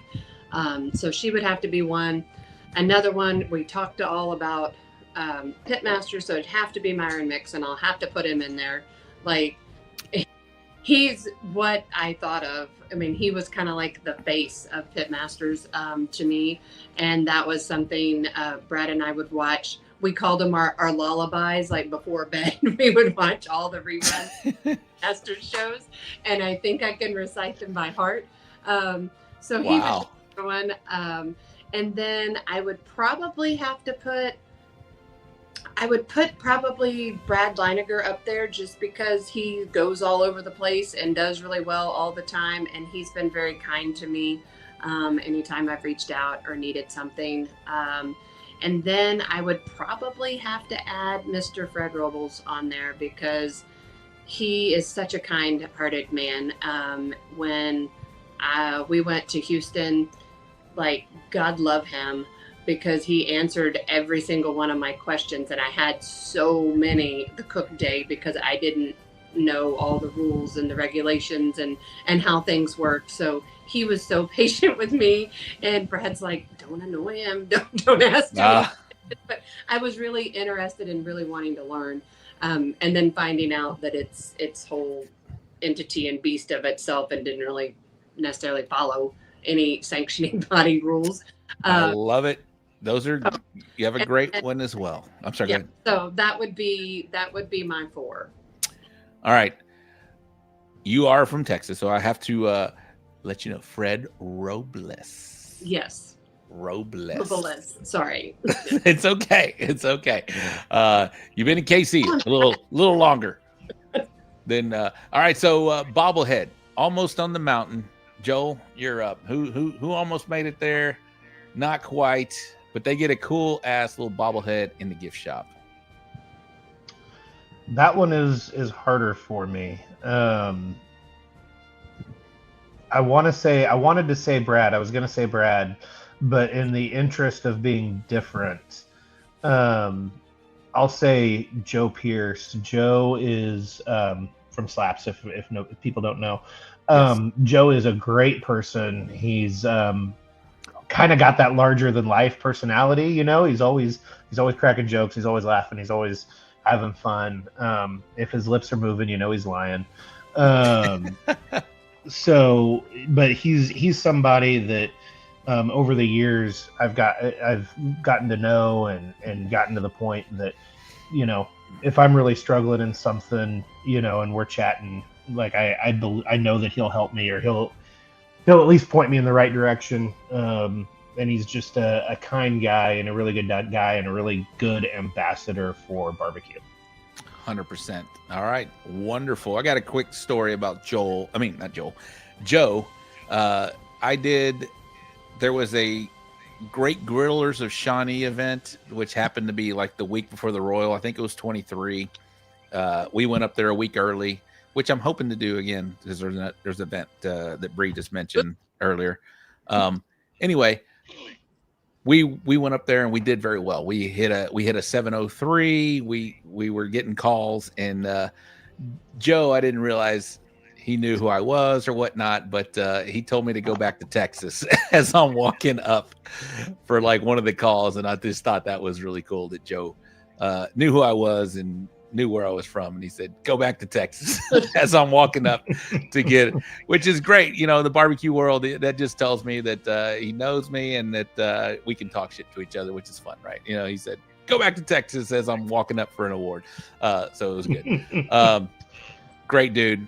I use his Slaps, the sweet rub. It's really good on the ribs. Anyway, all right, Bre, go ahead. All right. Well, I am going to be repetitious because Joe Pierce was mine as well, because of the exact same reason.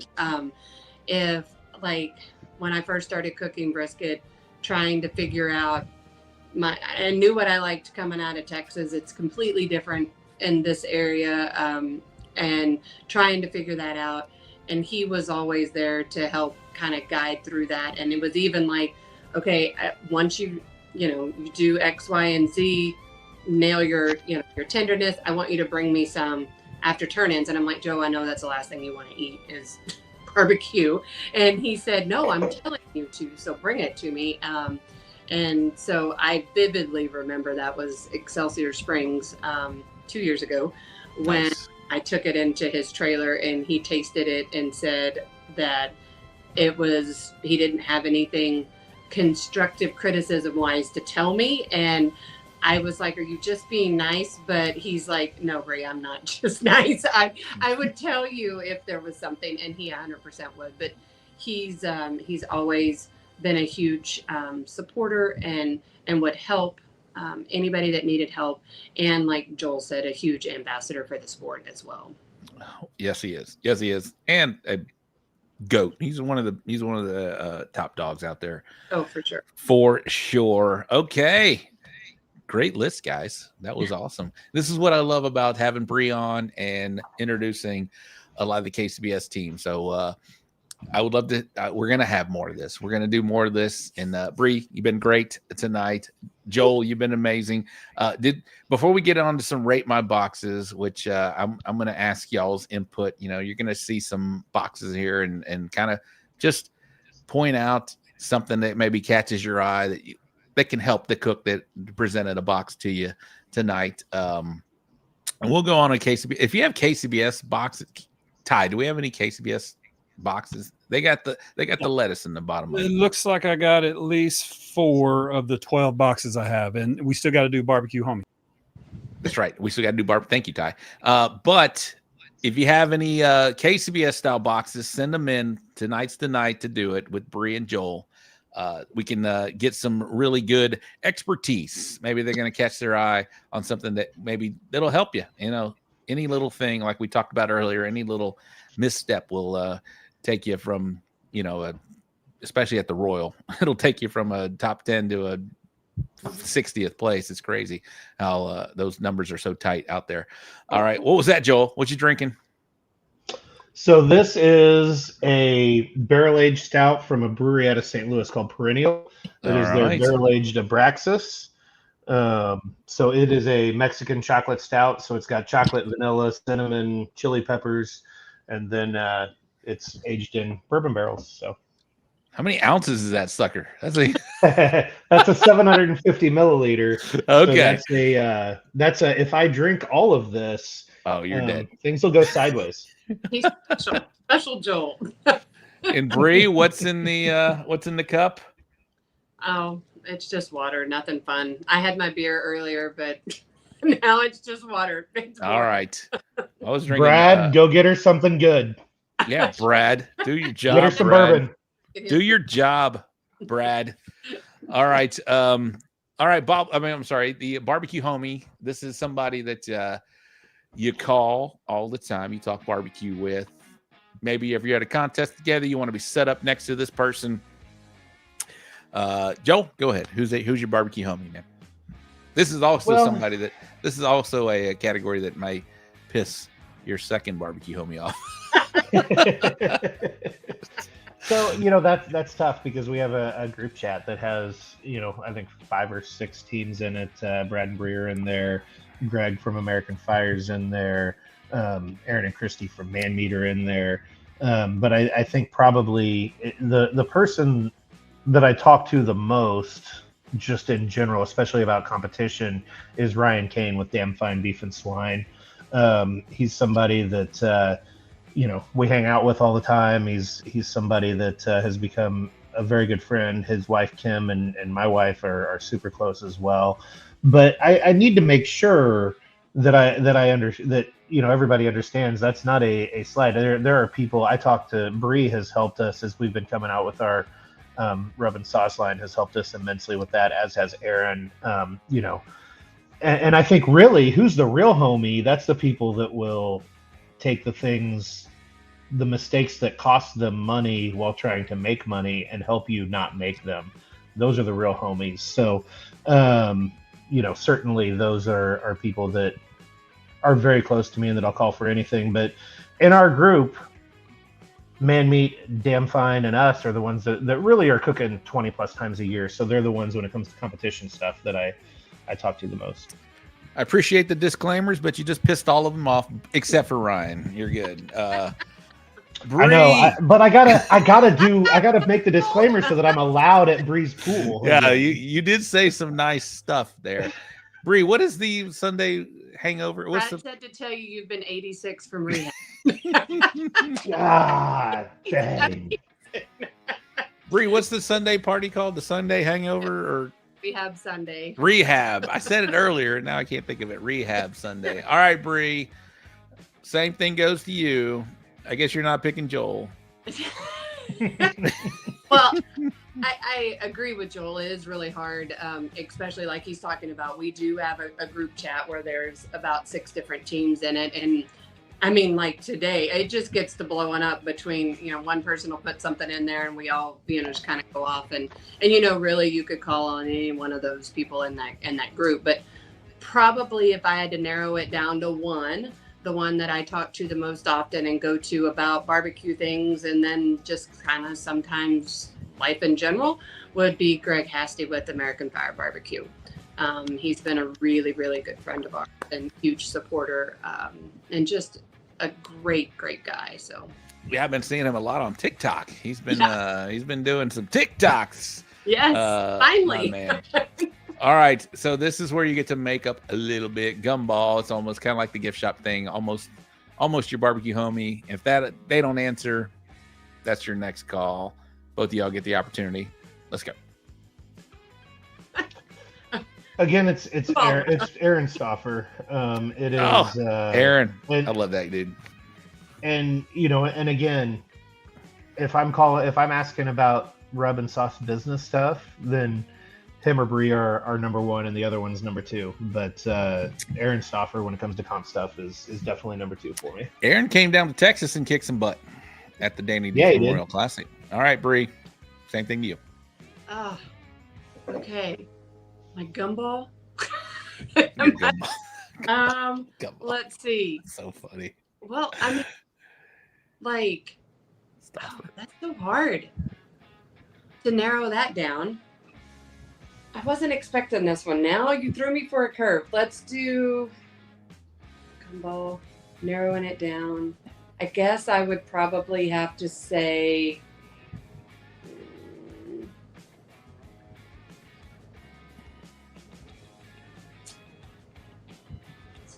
I mean, like, Brad goes, it's me. He's right. Like, that would be who I would call, but I don't know if that counts. Not allowed. Not allowed. Not allowed. It does mean something, though, that Brad knew that he was not the barbecue homie. He was at best the gumball. I did hear him say, it's me. It's me. Brad said he's driving the damn rig. All right, Bre. Need a name. Let's go. Okay. Yeah, I'm like, honestly, if I need something, it'd probably be Joel, if I'm being honest, because. All right, there he is, right there. So, but yeah, and we spend a lot of time together. Joel was doing the the old happy deal. There's right there. All right. Not Joel Hernandez. Oh, Fleetwood. Ty. Somebody had my bad. I thought she saw the comment and said, "Oh, it'd be Joel." My fault. Somebody chimed in from Twitch. It probably Joel is. Hernandez from Twitch. You just got a shout out from Bre right there. All right. There it is. All right. So let's do some rate my boxes. We got about 15 minutes left in the show. Ty's going to put some boxes on here. Ty, if you can put all KCBS boxes on here, we're going to go KCBS scale 9. You guys know what Joel, explain the scale, please. 9, 6 or 9, 7, 9, 8, 7, 6. Yeah. So it's 9 is the best score that you can get. That is excellent. 5 is now the worst score that you can get. Okay. Unless there's a disqualification or something. So the thought process on it, and I don't remember the exact words, but I remember the thought process was you would have your almost like a grade in school, right? So you'd have your A, B, C, D, F. Okay, and you can. I'm sorry. Well, I was gonna get. Golly, what? Okay, I'm sorry. Go ahead. Something came through my head, but it'll come back to me. But 9 is the best score, and then 8, 7. Okay, go ahead. Next. Go ahead, Ty. I totally lost my train of thought.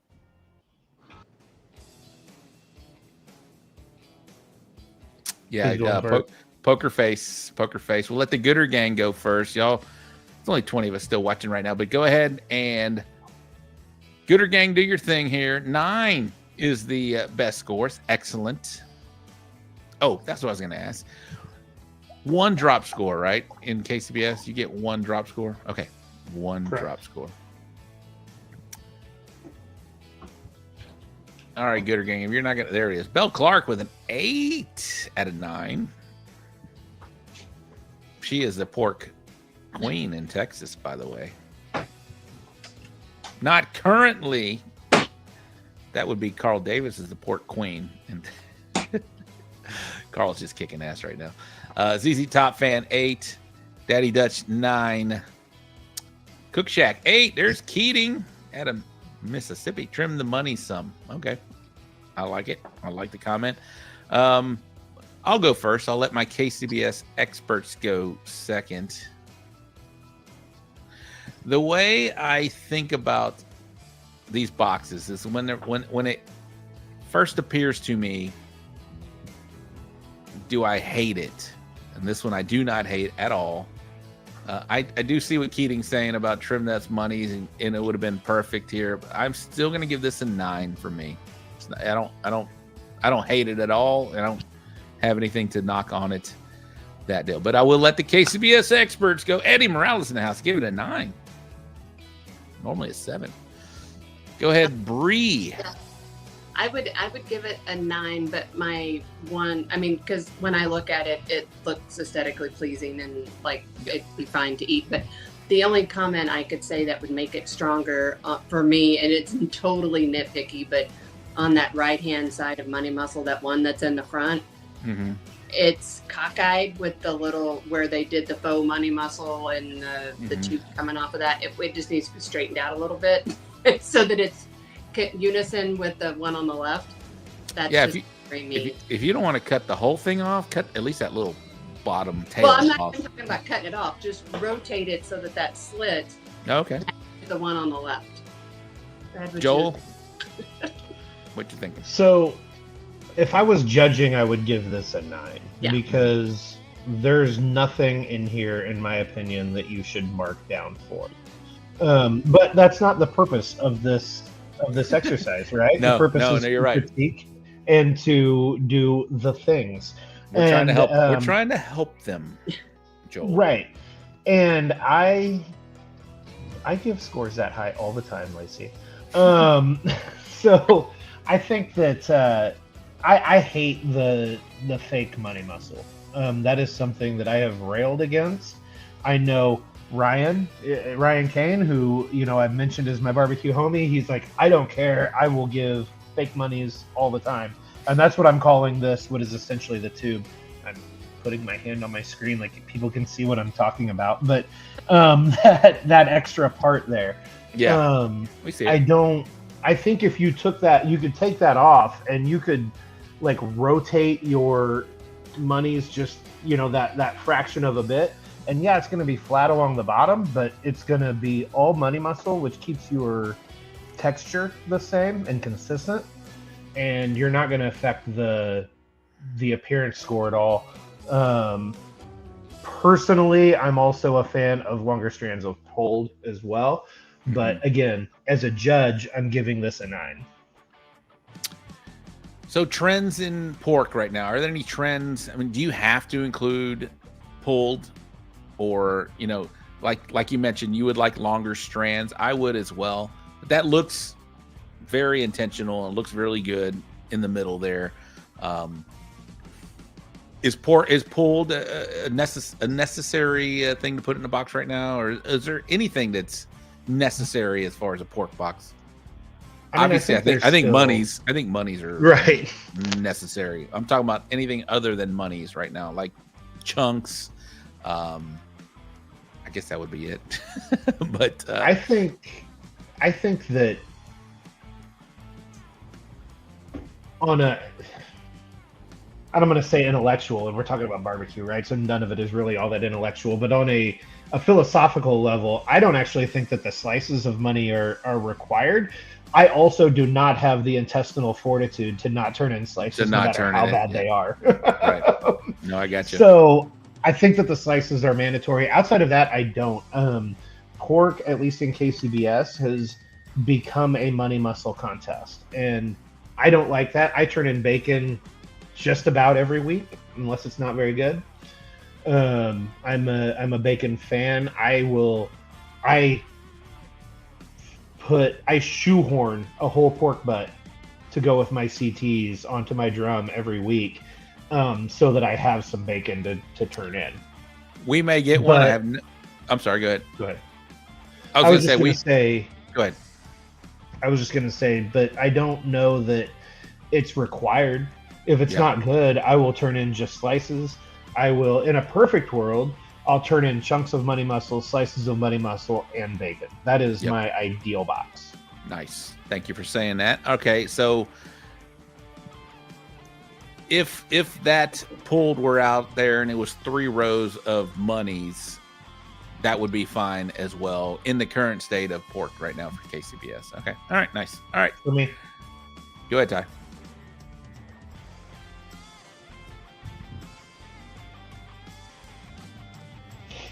I'll continue to go first tonight, but let's let the Gooder Gang do their thing here before we go on to the next one.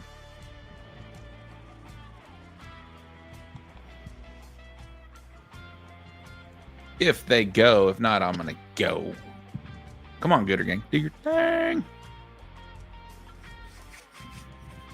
All right, I'll go first here. I am all right. Cook Shack says 9. I gotta go 8 here. This, like I mentioned earlier, it has to like tell me immediately it's a 9 or it's an 8. This did not scream 9 to me. I'm not a fan of blocking. To me, that's just poor trimming management to begin with.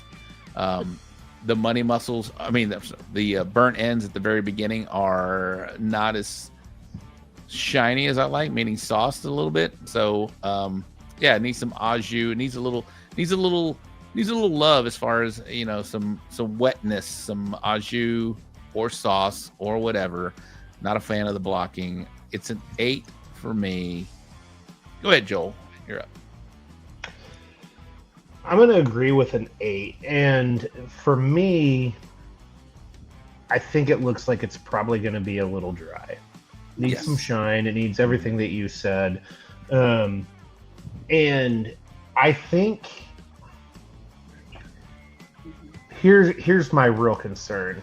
Somebody took a picture of this in their trailer, and it was like that. So it looks real dry by the time it gets to a judging table. Because we all know that that's going to soak up that juice, and it's gonna keep it moist, right? Like it's not going. I don't know. My concern is that this is going to be dry when it gets to a judging table. If I was to pick it up out of the box at the minute that picture was taken, I think we're probably okay. Yeah. But if there's one thing that I've learned, it's that it's going to dry out the longer that it sits. And when we're boxing brisket, I want it to look not overly sauced, overly like jus, if that makes sense. No. Because 100%. I know that that's going to suck that in, and I want to make sure that it still has a sheen and has a shine to it when it gets to the judges. Yep. Bre, you're up. I would agree. I would say an 8, and mostly because it appears that it will be dry. I don't really mind the docking of the edges so much, but it just, my first thought when I saw it was, oh, that looks like it's going to be dry. So Joel, thank you, Bre. Joel? What do you think of the blocking or the docking? What do you think of that? I don't mind it. We tend to turn in blocked brisket more than I'd like. I would prefer to not do it, but at the same time, as far as we take our brisket, those edges sometimes just need to be blocked off. So yeah, I don't have a problem with it. And they will, a brisket will, during the cooking process, will expand outside of what you trimmed it for. So, all right. Next, please, Ty. Producer Ty.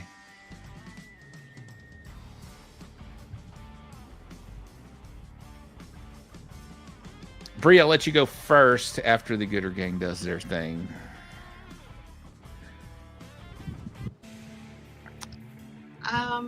No, wait. I'll call on you in a second. But Gooder Gang, let's go. Come on, do your thing, and before Bre does her thing here. 8, pale. I so pale. Bell 9. Bell 9. Again, tonight we're doing a KCBS scale. 9 is perfect or excellent. Cook Shack, Keating, 8, little light. All right, Bre, go ahead. I would probably score this as a 9. They are. I would agree it's a little pale, but I don't know that I would score down on that. That would probably come through more in the taste part if it's pale and lacking seasoning. But as far as uniformity, layout of the box, the skins, everything like that looks nice. So I would give it a 9. I will go next. I'm going to give it an 8. It didn't scream 9 to me. And I get we could be looking at a different angle here, but I see more greenery on the right than I do on the left. Me personally, I don't like to see the green in the middle. So if I were to open this box, or if they were to open it in front of me, I would give this an 8. Go ahead, Joel. I agree. I think it's probably an 8. I think that and I don't know, and I know we're doing KCBS, so, but I don't know how things are done in CBA or IBCA or whatever. But in KCBS, they have such a short chance to view it, to judge the appearance. I think it probably gets a lot of 9s, even if it's an 8 for me. But again, the purpose of this is to critique and to try to make people better. And I think that the spacing is weird. I agree. It seems to be a little shifted over to the left. It's the sizing is a little weird, where it's pretty even down at the bottom of the frame, but you have this huge gap between the first and the second piece from the bottom. I'd like to see that all a little more in there. And I think that's where you can, if you bunch them together instead of spacing them apart, I think that buys you a little bit of, you can hide a little more that way. Yeah, exactly. And while it does have an effect on how the sauce adheres to the side of that piece of chicken, and that's something to maybe consider, you're not going to get hit on appearance that way. It would be a taste thing if that little bit of sauce just by that fraction. But at that point, you're trying to be either a low 9 or a high 8 versus a solid 9. And if you're worried about that, you should improve your taste. Yeah, and I agree with the comments on the light of the skin of the color. But the right side of those birds, they're really uniform for the most part. They're spaced the way I would like them. The left side looks maybe rushed. They look like they're too spaced apart. They don't look the same as the right side. All right, next box of tie. All right, here we go. We were talking about it. Before we get talking about the meat,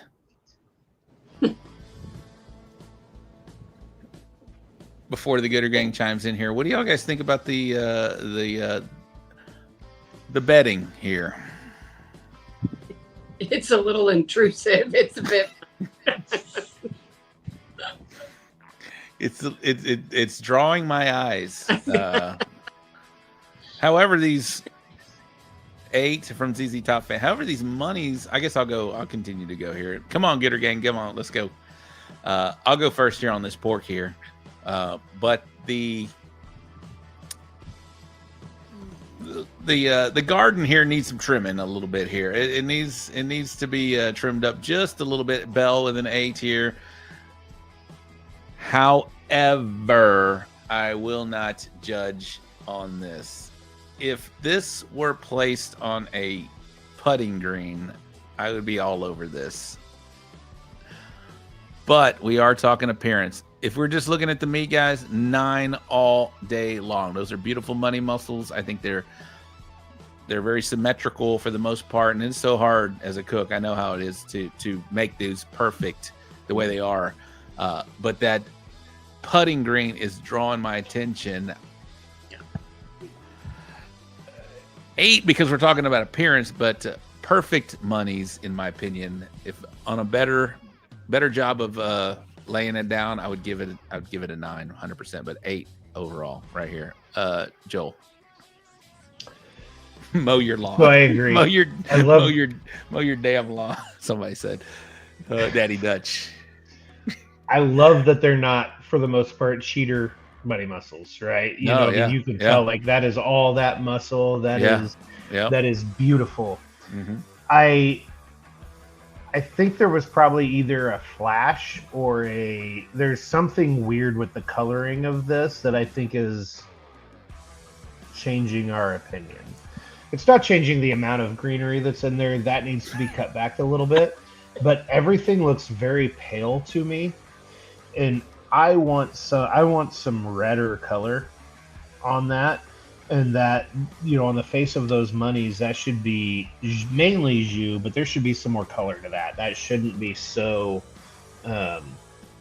pale colored, in my opinion. And so I think I'm going to say 8, but in person, that might be a 9 or at least a high 8 that I have to decide one way or the other.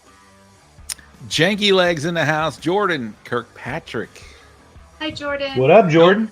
Nobody's Mount Rushmore tonight, Jordan. Sorry, you were on mine tonight. You were on mine, not theirs. Bre. I love Jordan. Jordan gave me the highest compliment when he did this show. I appreciate you, bro. Go ahead. I would say, so for KCBS, we're not supposed to, you're not supposed to judge the greenery. You're supposed to judge the meat, right? It's really difficult for me in this situation. But if I'm looking just at the meat, I agree that they do. And I agree with Joel. It's a little hard with the picture. I would probably go with a 9 on this. They seem to be true monies. They seem to be uniform. Their spacing, the way they have them shingled out, is nice.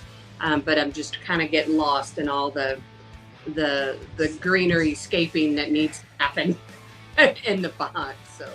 So what's your score? 9. I would do 9. Okay, you would not. In the meat. You would be a true judge and not. Judge that. Well, we got Jordan, we got Aaron in the house, former president coming down hard. I just said so many nice things about him too. You don't have to be piglytically correct tonight. I do say the word viscosity a lot. I'm talking about the sauce level here. What do you guys think about this? Just plain, not the color here, but the sauce level. Is this a good one here? Jordan, I want you to comment. Aaron as well. Any KCBS cooks out there. I think it looks good to me as far as it's not overly sauced. It's not underly sauced. What do you guys think, Joel? Bre?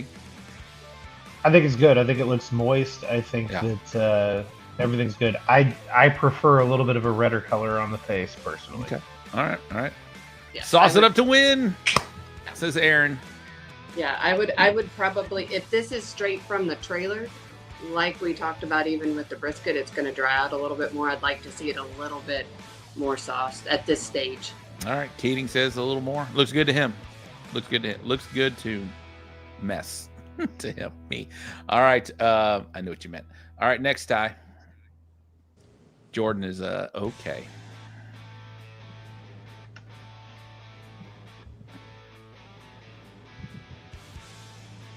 This one's kind of a little difficult to judge. Clean your lens. And get some light. And get some light. They took this picture at 8 p.m. In the winter, maybe. Friday before the contest. They were that prepared. It was in the camera all night. Hey, it works. It works for some people. I'll go ahead here first. Since we're getting already over the 2-hour mark and we got to get out of here, but Gooder Gang, do your thing here. A little dark on everything here. The lighting. I do like the putting green, though. I do like the layout here. I think in better lighting, I'm gonna give this a 9. So I will give this a 9. I think I'm okay with The layout, somebody said 7, 9. I just think we're having a lighting issue here. So I'll give them the benefit of the doubt. 9. Joel, go ahead, bud. I definitely think we're having a lighting problem. I think that as I look at it though, like the sauce is even, like everything looks about all right, even though it's darker maybe than what and I cook thighs and wings every week, so I'm familiar at looking at wings. I've screwed up thighs several times this year and only turned in wings. They're darker than what I go for, but at the same time, I think it looks good. I'm excited to eat those, so it's a 9 for me. Okay, Bre? Oh yeah, I agree. I would do a 9. I think that they look nice. They are a little dark, but I think that that's partially a lighting issue. Yeah. They're spaced out nicely. They all look about the same size. And so, yeah, I would give it a 9. I'd eat those all day long. Daddy Dutch says 8.5. Lighting sucks in my trailer. It's his. Okay. All right. Man Meat says I'm not eager to take one. 8. Too dark. Question for the KCBS cooks in the house. Is pulling that little ass bone in a wing important right now? No? No.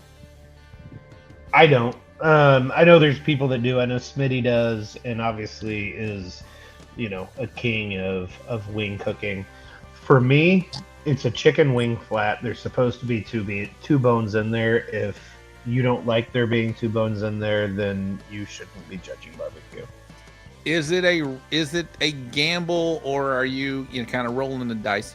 Same thing I just said. To just turn in a wing box nowadays. I think it's still, and I'm sorry, Bre, I don't mean to jump in front of you again, but I think that it's a little bit of a risk. So I've cooked for 2+ years now. I've cooked thighs and wings in every contest. Man Meat says Cook Chef. I've turned in just wings a handful of times, and my scores have been solid. Okay. Towards the end of last year, I started only cooking wings, and I felt like my scores suffered. So I feel like having the benefit of having choices is beneficial for me. But I do think that because of that, there's probably a little bit of a risk in only turning in wings and that being the plan. I like your answer. Thank you, Joel. Bre, what do you think? Is it a risk or is it a gamble just turning in straight wing box nowadays? Yes, I would say yes. Yeah. All right.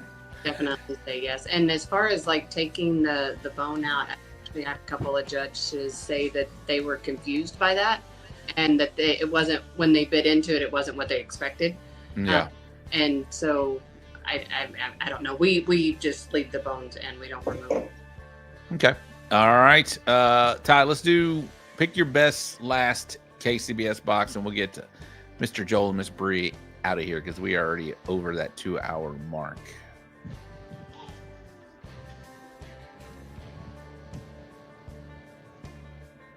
Wow, this is either one of 2 people's chicken box. Same thing. It's either somebody in the comments or somebody. This is beautiful here, but ZZ Top Fan 9. I think we're all gonna get a. I don't know. We'll see. Cook Shack 10. That's CBA, bro. Bell Clark 10. What's up, Bell? Who else we got? That's a motherfucking 10. And even Man Meat. Okay, all right. Yeah, we're doing 9 tonight. We're doing KCBS scale tonight with our KCBS reps. They're not reps, but I know y'all know what I mean. All right. Bre, you're up first. Oh, I'd give that a 9 all day long. I mean, look at that. Tell me what you like about it. They're beautiful. They're symmetrical. The layout's pretty. They're tight. They're compact.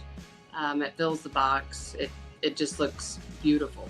So it's a 9, but the skin comes off. What are you scoring that side here? Well, that's not an appearance score. I know, I'm just kidding. All right, I'll go next. I love the bass boating. I love the viscosity. Me personally, and when I'm cooking a half chicken down here in Texas, I like the little more baked in chicken, but I think in a KCBS or a Kansas City style contest, I will go for this look exactly right here. This is a 9 for me. I like the symmetry. I like the putting green. We are good to go. Joel. 9, and my only comment is I'd say it's probably that they were plugging us with Aaron's box, except I know that he doesn't do his boxes in a foil pan. I'm thinking this is either Keating, who's in the comments, and he is Cook Shack Barbecue, and or Bill Purvis's. And I don't think Bill Purvis sends his boxes into us. Unless Ty pulled it from Instagram. Ty, whose box is this? Because we all gave it a 10. Or 9, excuse me. Is Keating's box. Ah, I thought so. We knew it wasn't yours, Aaron. I said it wasn't his. I'm just kidding. All right. Well, thank y'all for sending in the boxes for the Rate My Box portion of the show. Joel, Bre, I know Bre loves this portion, but Joel, what do you think of this? The Rate My Box. I love it. Yeah. You know, I though I'm a little offended that Jordan said that I was a harsh critic because I thought I was going to be probably too easy. So I thought you were easier earlier on.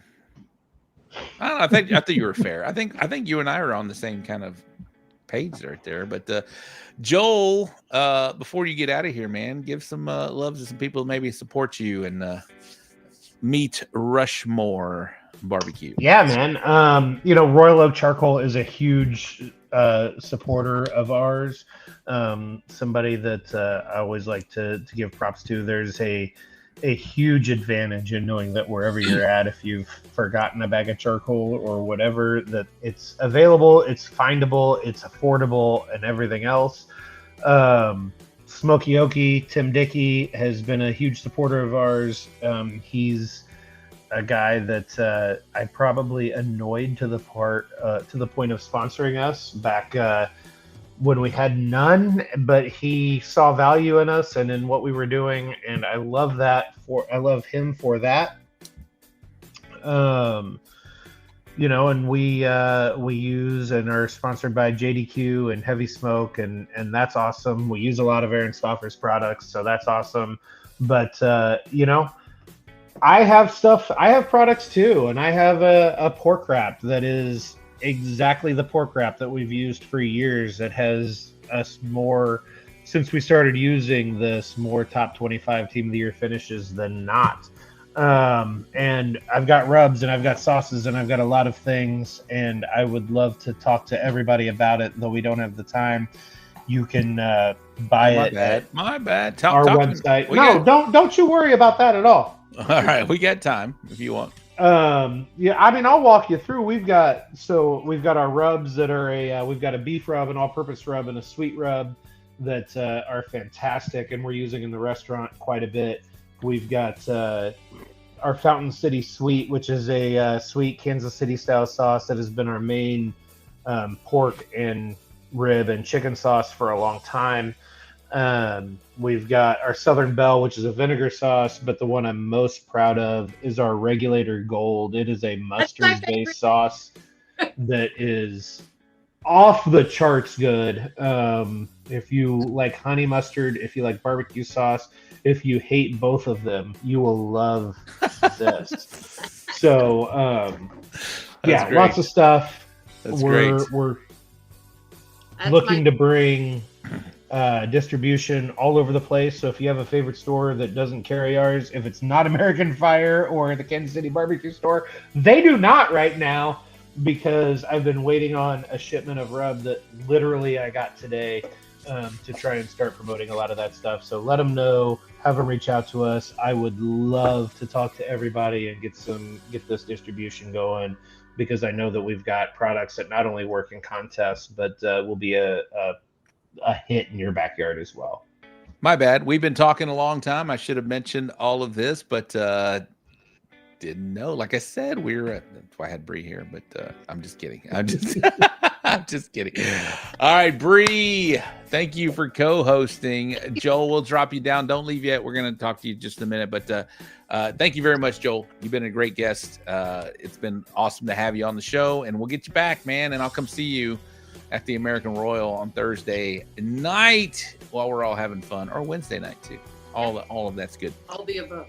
Miss Bre, thank you very much. I appreciate you. You're always willing and able to do this when you can, and I appreciate you. And you and Brad have been doing very well, and I appreciate. And I love seeing the growth of Smoke and Magic, and it's just wonderful to see. I love seeing y'all on social media. It brings a smile to my face. Y'all are funny. Y'all are entertaining. Y'all are informative. And y'all do it all. So please, before you get out of here, anybody you want to thank and get out of here? Oh gosh. Let's see. What? Oh, Brad said we want to thank the Gooder Gang. Yes, for absolutely. All support and always being there for us. And let's see, who do we got? We've got to thank Holiday Distillery. They're a big partner of ours. They help us do and partner with us on a lot of different events.